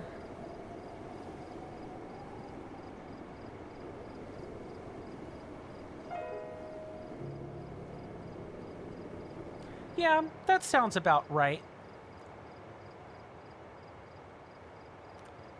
You have 2 terraces, 1 greenhouse, 1 5-meter diameter trampoline, 1 garden for crops, 3 workshops, small medium huts, and 1 really old unused warehouse, 1 small garage, and then the house. That's a lot of space. I mean, I guess it sounds like a big space. I don't know if it is a big space necessarily. It sounds like a lot of stuff at the very least, but maybe it's all kind of condensed together. I'm curious about the description of the place now, just because that is a lot. It is, but it's a bit, it is, but it's a bit used inefficiently in a lot of places. Oh, okay. So it is clustered together, but it isn't exactly all right up on top of each other. you don't have anywhere flat to train tricking at, and it really bothers you, I could imagine that being a big concern. I also assume you don't have any way to clear out a flat area. Just looking at everything you've listed. I'm actually envious about the greenhouse, not gonna lie. I would love to have one. I have to settle for cobbling together a hydroponic array in the basement of our house, and that's about half the size of my office, and about as long. Half the width, full length. Yeah, rectangle the thing. Right underneath my room, too, I'm pretty sure. Or, actually, no, it's right underneath the master bedroom. I kind of have, but it's just really difficult, and honestly, you don't care that much about tricking parkour anymore. Fair. The punching bag is the replacement now, or just calisthenics, lifting weights. Fair enough. Fair enough. That is definitely a safer training regiment. I will agree with you on that. We have cucumbers and tomatoes in the greenhouse. My folks always talk about growing cucumbers and tomatoes. The cucumbers are very bitter sometimes. I wonder if that equates to having a very basic soil. Although cucumbers are just naturally kind of a bit just naturally a bit bitter. Not like much, but the rind is always bitter. I'm trying to get to the peak of awakening is what I'm doing. Gonna roast my soil by calling it basic? Fair enough. I mean, if it's got a lot of calcium in it, or like, I guess it would be magnesium. If it has a lot of that, then it is basic. But if it's also just like featureless soil, yeah, it's basic. It's a double entendre, chat. It's both a joke and it's a descriptor at the same exact time. Don't we just love double entendres? I'm actually not the largest fan. I like it when words have one clear, distinct meaning, and I don't like them being used for like 5 or 6 different things. Linguistic nerds are now cheering. I mean, I know what a double entendre is. I am not exactly a linguistic nerd. How would I class myself on that anyway? For those that are familiar with the philosophy tube space, there's a man whose philosophy I do not agree with, and his name is you don't have the audio processing to understand that word. That's fair. I only know it from it being used in like hip hop and rap music. And I'm kind of vaguely familiar with it in the linguistic sense. The man's name is Oliver Thorne. And he uses this nice little term for stuff like that called language games, and I hate it. Because it implies that words are essentially meaningless until extra context gives them meaning, and it reduces English to being grunts and groans until something else defines it, which makes me mad. Look up Philosophy Tube at your own discretion, chat. He's a nice enough guy. He has a really well-defined principled philosophy. I respect it, but I don't like that particular facet of what he described. I don't like the concept of language games, of words having simultaneous double meanings. That kind of stuff just gets on my nerves, and I know it shouldn't. But I guess I should say that's the touch of the tism for you. I like it when things have concise, clear definitions that I don't have to guess at a whole bunch.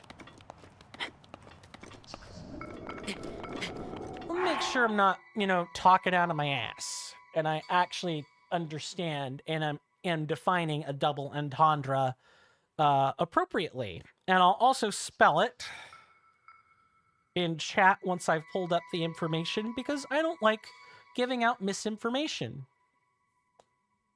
Well, if it gets on your nerves and it feels like it shouldn't, to me, it seems like you have some exploring you can do. I agree. But because language is something that is supposed to evolve, right? It like the English language or other language is always evolving. And if people engage in double entendres and language games, and that's just how the world is, well, then I know it has something to do with me. Usually how you feel takes precedence over how you predict you'd feel. Right, because now you're actually feeling it rather than thinking, oh, yeah, I'd probably feel like this. It's the supposed versus the real.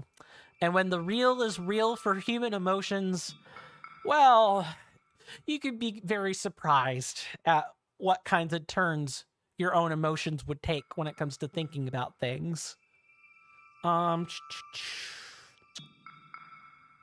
Typing this into the phone now. And making sure I type. Do yourselves a favor, guys. If you're Googling anything, after you've typed in your search term, type in type in -AI, like minus letter, then the letters A and I, and then you won't get that AI overview anymore. Since I've learned that, that's been fantastic, because I do not want the AI overlords giving me information and telling me a synthesis of lies. Don't want that. You know what else is real? You only use DuckDuckGo? I've considered using it myself. I hope they don't have this Google AI, like, type stuff on their phone. The remaining hours to refresh your math studying. You don't really have an answer as to what you should do. How are your feelings about that? Do you feel any stronger urge to go study than you did, say, an hour ago?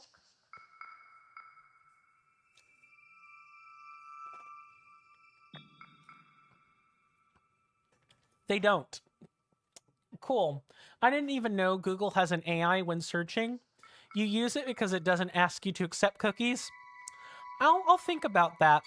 That's a pretty powerful, persuasive argument for browsers. Yeah, DuckDuckGo is Google without the tracking. I am fairly aware of what it is. I just, you just change the default search engine to it. Interesting. I'll investigate that on my own time and see if it's something I want to switch to. And it's had many, many years to mature. Yeah, it's a pretty robust browser. It is solid. I agree with you. Which is awesome. I always support, not letting digital corporate entities having like search words and data on you. I definitely support that. Of course it's a random rock. Browser? Oh, okay. Those are two different things. Gotcha. You use the browser on mobile. Okay, yeah, I'm pretty sure there's an app too. On PC, you also just search with it. I'll look into it. In fact, let me take a picture of that. I don't know why I'm asking for permission. Just gonna go ahead and take the picture.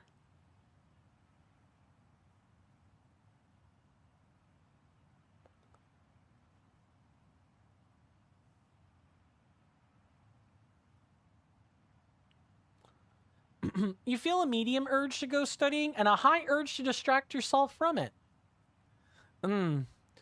How's that gnarly pit of shame in your mind handling? Has that gotten any stronger from the lack of studying you've been doing? And while I wait on that answer, a double entendre is a figure of speech. Oh, hold on, I have to click on something here. It is a figure of speech or a particular way of wording that is devised to have a double meaning. Okay, so I described it right. One of which is typically obvious, and the other often conveys a message that would be too socially unacceptable or offensive to state directly, but that last part doesn't necessarily have to be true, at least in my mind. It can just be two equally offensive statements. It can also be two totally innocuous statements. But I suppose the more benign form of a double entendre is double speak. It's gotten suppressed, probably from exploring the fact that I know a bunch of this subject, even if you didn't refresh your knowledge. Then it sounds like you feel pretty comfortable, and you might be overthinking it then. If you honestly don't feel you need the studying, which it sounds to me, this is my perspective of you outside looking in.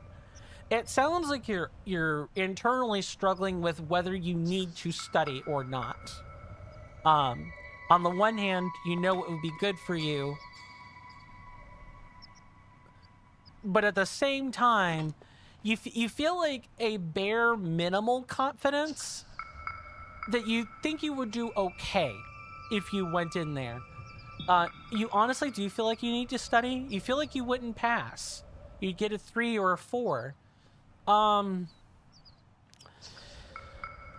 gonna say this, and I mean well by it. You need 5? Because it's out of 10, or like... I know it's a smaller grading scale, but I'm pretty sure it's like out of 10 or something along those lines. You remind me of myself, specifically at this moment. I did the same thing. I went through the same exact pontifications you are doing right now, but for my genetics course. For me, it was genetics, where I felt I knew enough. I knew the general idea of how everything worked. I just didn't remember the names. Well, when you're in upper-level coursework, remembering the general process ain't good enough. You need to use the specific jingo. You need to use the jargon, the correct terms, the correct definitions. You need to get your spelling together. And you need to actually be accurate. I'm not saying anything you don't know, by the way. I'm simply bridging gaps in conversation here. And specifically when it came to the actual molecular portions of my genetics class, so, DNA structure and, the parts of the cell that are related to processing your DNA, like DNA polymerase 1 or DNA polymerase 3, and having to hold those differences together, or having to know that, not just for human or eukaryotic cells, but also how bacteria do it. I had to know both of those processes forwards and backwards, and I had to know how to be able to answer questions, and I would generally not pass. I would come really close to passing and just not pass. And only because of my other coursework, when I wasn't being tested quite so harshly, did I pass genetics. That is an awful thing to go through, just knowing that your test performance is less than average, or right about at average, and when you're doing the in-class activities or you're working in groups, you know what you're talking about. I did better on the presentations. I've done better in, the clicker quizzes and other things. But the tests, for whatever reason, test nerves really got to me. I'd blank on obvious things. It just feels like the hardest thing in the world, and it is. You should acknowledge that. And I know you have. It, again, just bridging, natural points in conversation. If you haven't truly acknowledged it, you should.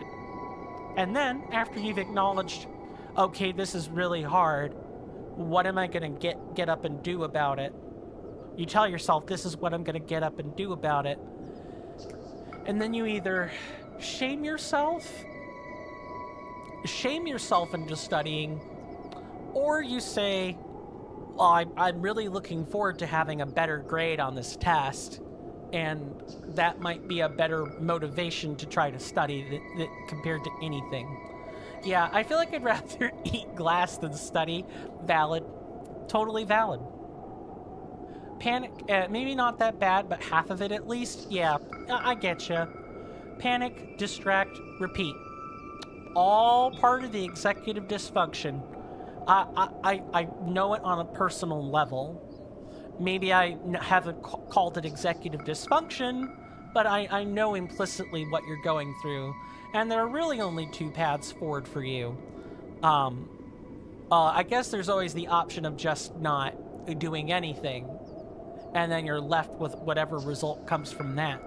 But I respond better to fear, personally. So I kind of leaned in to that fear and made myself study. My sibling, on the other hand, works better when there's like some sort of nice goal, nice result waiting at the end. Because they have more executive dysfunction than I possess. I will read those statements, I promise. I'm just finishing my train of thought here. I'm blanking on it. I don't know which of those two kinds of animals you are. Are you the kind of person that responds better to fear or to a reward? And most sane people would say, of course you would respond better to a reward. But some people don't. I am not the kind of person that a carrot and stick works real well on. And once you've figured out that part of it, well, okay, lean into that aspect of yourself. At least you're not alone with it. That I hope that's at least helped a little bit. You could start your evil arc. Not sure that's a great idea, but if you want to, I can't stop you.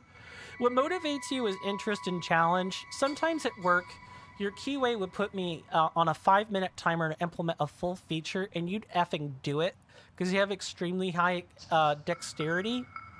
Okay. So maybe what you need then is to work on a problem for the exam. Find something that isn't directly related to the exam material you studied, but for sure that is not a question that would appear on the exam. So for example, generally speaking, when you heavily need interest, fair enough. Well, that part, there's no amount of help you could get with that one. The interest has to come from within, and it has to come from yourself. You know this, but I'm merely reiterating that fact. And I suppose that's the whole either carrot and stick or the fear motivator thing. Like, the motivator is your driving interest factor. I just don't have any way I could give you one. You have to come up with that on your own. Or don't. You're your own master after all. Not here to tell you what to do. Just, it seems like a problem you want to solve and can't solve through your own thinking. So I'm trying to help. But I don't want to wear out my welcome either. Challenge motivated you yesterday when you told a friend that this thing is all easy to remember, but that got burnt out. It seems like there's no solution. There's no solution that's palatable. There are solutions. I've already outlined them, but they don't mitigate the interest factor. It's like it's a half solution. I'm telling you about the challenge aspect of it, and I'm also reminding you, hey, there are two basic motivators you could use. But in terms of like actual self-interest, there's no solution that's been outlined so far that remotely fits that portion. At best, it's a half solution. And, kind of sucks. I'm trying to think if there's anything else. But I don't think there is. At least not from me.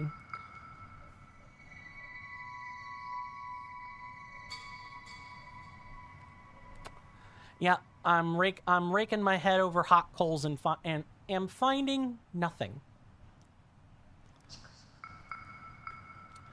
Maybe another short meditation might help.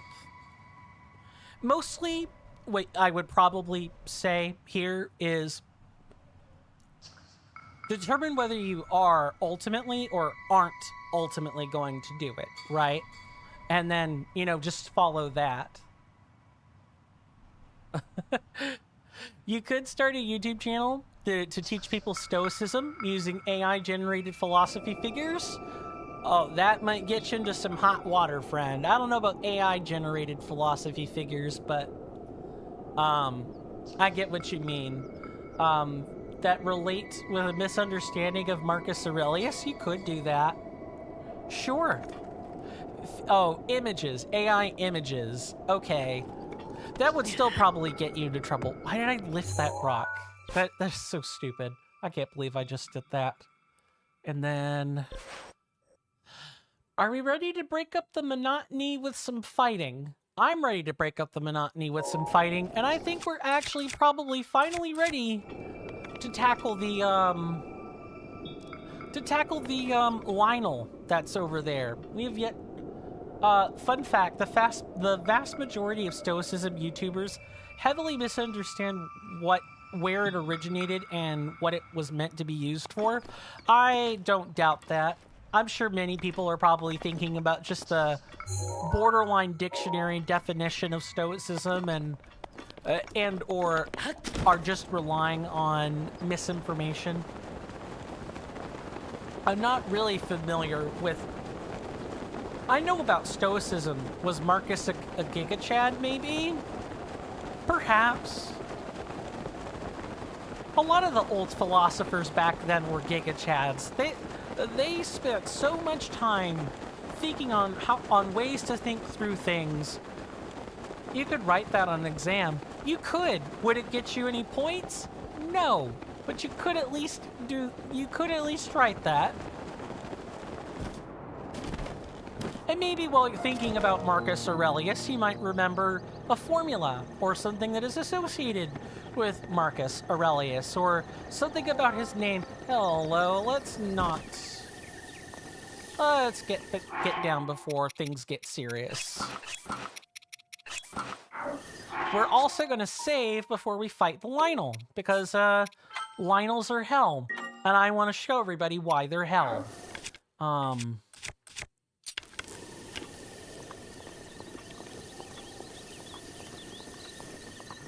And Lionels are very hearing and vision sensitive, meaning we kind of have to be out of sight in order to make good use of our, surprise attack. Even the Sheikah armor doesn't exactly work for dealing with them.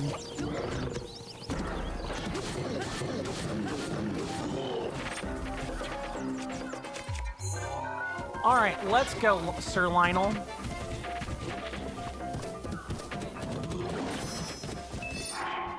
Speaking of things that went very poorly, how about dying and using the remaining fairy?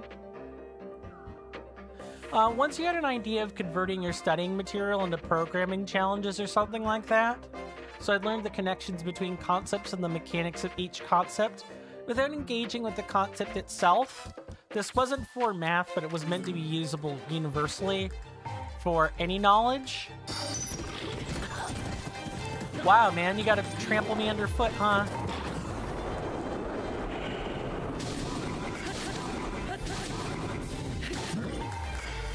Maybe the same sort of thing could kind of work with math? My apologies if I'm not 100% focused on chat now. fighting Lynels takes up a good chunk of my concentration. They're essentially, unlike Hinoxes, these guys are actually difficult.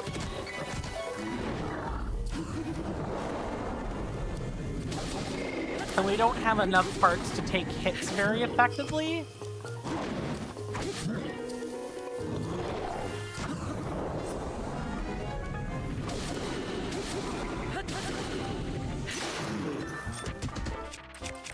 Next one all lined up. Let's go. I mean, it wouldn't be great because you'd still be escaping the studying itself, and you might not have the energy for that either. That's fair. I'm trying to think of ways that you might be able to mesh your interests together with needing to do the act of eating your vegetables, which is what I would call the studying.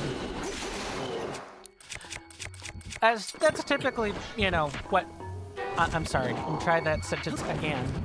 The thing about eating your vegetables is that they're bitter, they're icky, they're yucky. So any parent would tell you, you gotta disguise that shit. You gotta disguise that stuff from yourself somehow. You could use your mental health knowledge to explore this. You could. A great deal. So far, so good, chat.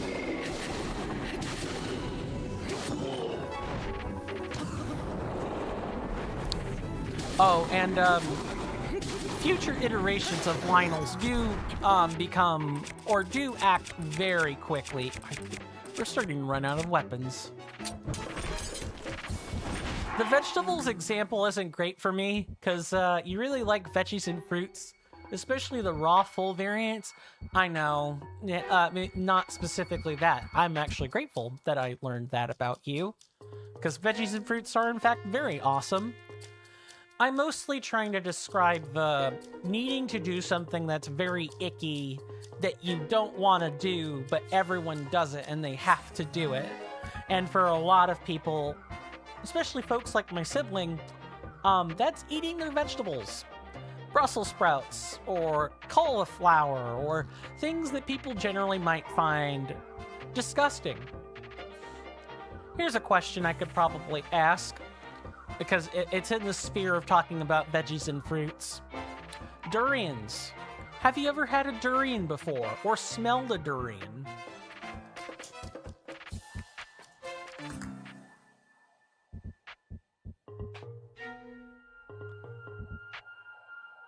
I believe the that's almost the definition of self-discipline. Almost.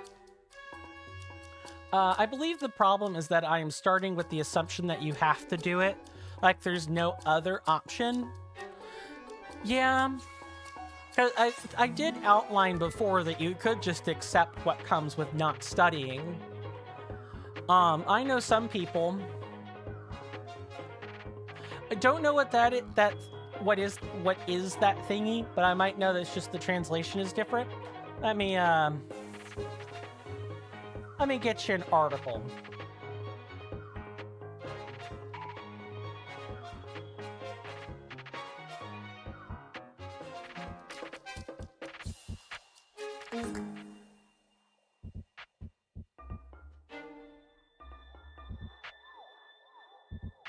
There we go.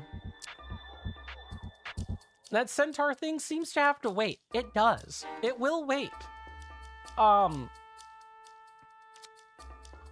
The problem, I think, is that I want to force yourself to studying instead of first committing to not studying and then deciding to do it if that's worth it.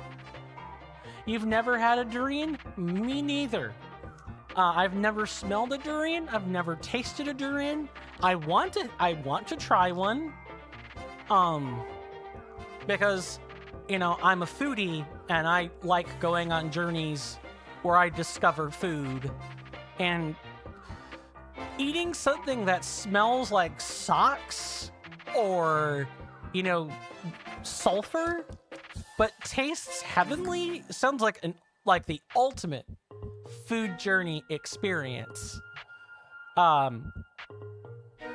So I guess the reason I even brought up a durian in the first place is that for many people, Eating the durian surprise. As that smelling a durian is awful. If you don't like smelling wet, stinky socks, because most people shouldn't like smelling wet, stinky socks, or don't like sulfur or garbage smells, you're not going to want to touch this thing. That's the studying. At least that's what I'm thinking. That's my thought process. And then the reward of the exam results would be the sweet custard filling inside, where the smell taste surprise is just as surprising as bringing it up. That's fair. I'm trying to think of interesting analogies. And sometimes the interesting analogy disarms one just enough to make a decision on, you know, whether or not they want to do something or not. You're at least aware of what you gotta do. Whether or not you choose to frame it as tasting a durian you've never had before is up to you, but at least I'm giving it the college try. You've never, going to NK Place here, you've never had a durian before, but I assume it tastes good, but has a weird smell and or texture. Yep, texture is like custard, specifically the inside part that you'd eat, because the spiky outside part is,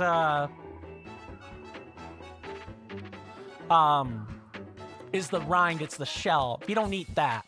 It's the inside yellow stuff. It's supposed to have the consistency of custard and be mildly sweet.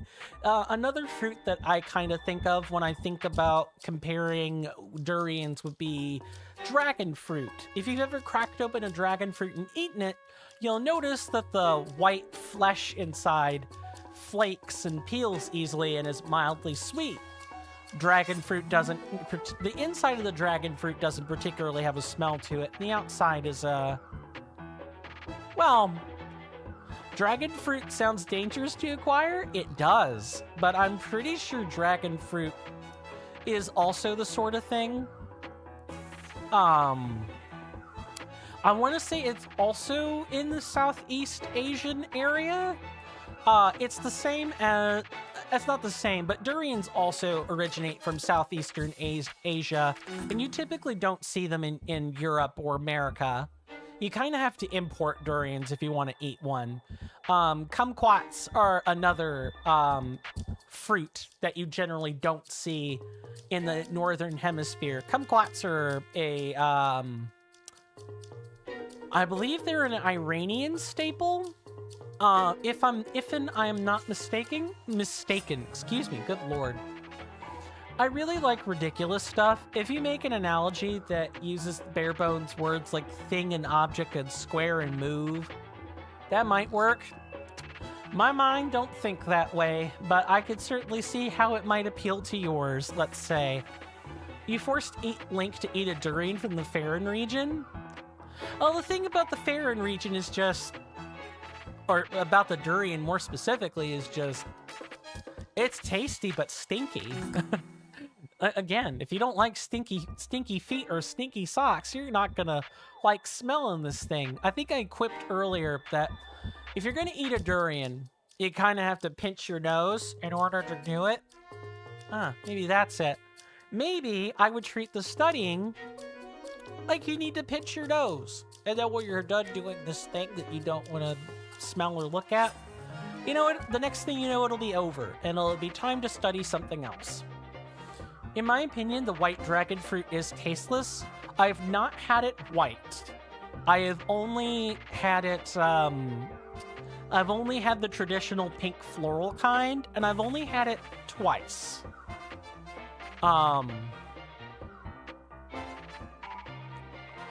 When I've had I've been surprised both times, because I ended up kind of having to put some sugar on it. It's very, it's, the inside of a dragon fruit is very bland. You kind of have to cook with it. I'm hoping durian isn't exactly the same, where it's like, oh, it's a better fruit if you cook with it, as opposed to just eat it raw. But I could totally see that being a thing. Your PC is acting weird. We'll restart it. Very well.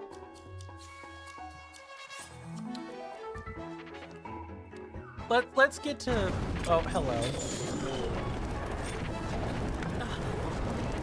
Oh, that's not good. That's not good. That's not good. Okay. At least we didn't get burned a whole bunch.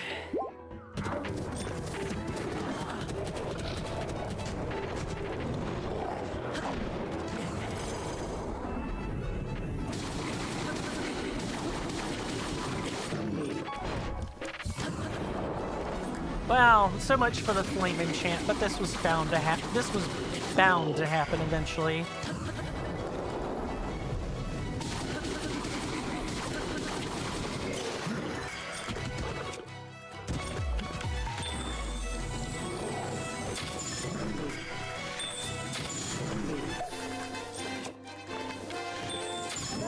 Goodbye.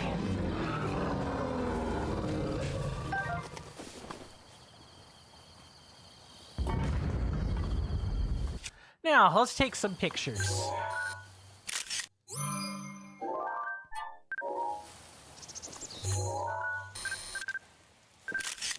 I don't know if we get their bows. I know sometimes we generally don't. Sometimes we generally don't. Let's try that again, Coin. It kind of... Oh, did I not get a picture of... I thought I got a picture of the shield. Guess not.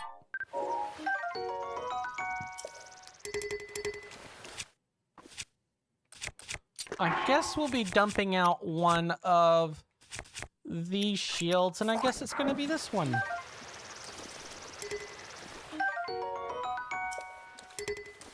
And I definitely want to get rid of one of these bows. The question is what? Probably this one. Okay.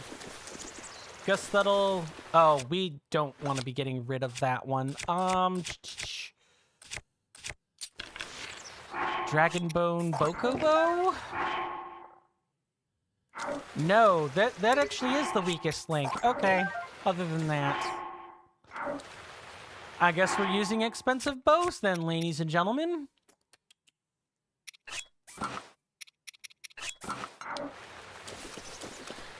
Okay, so next up, we're going to be taking that one last break. I would like to thank everybody who has followed today, as well as people who followed yesterday and the past few days. I really do apologize for the lack of streams this weekend, but I can't help when stuff comes up or illnesses, yeah, I guess illnesses and aches kind of prevent me from being able to effectively stream. I definitely don't want to be sitting there, you know, like this.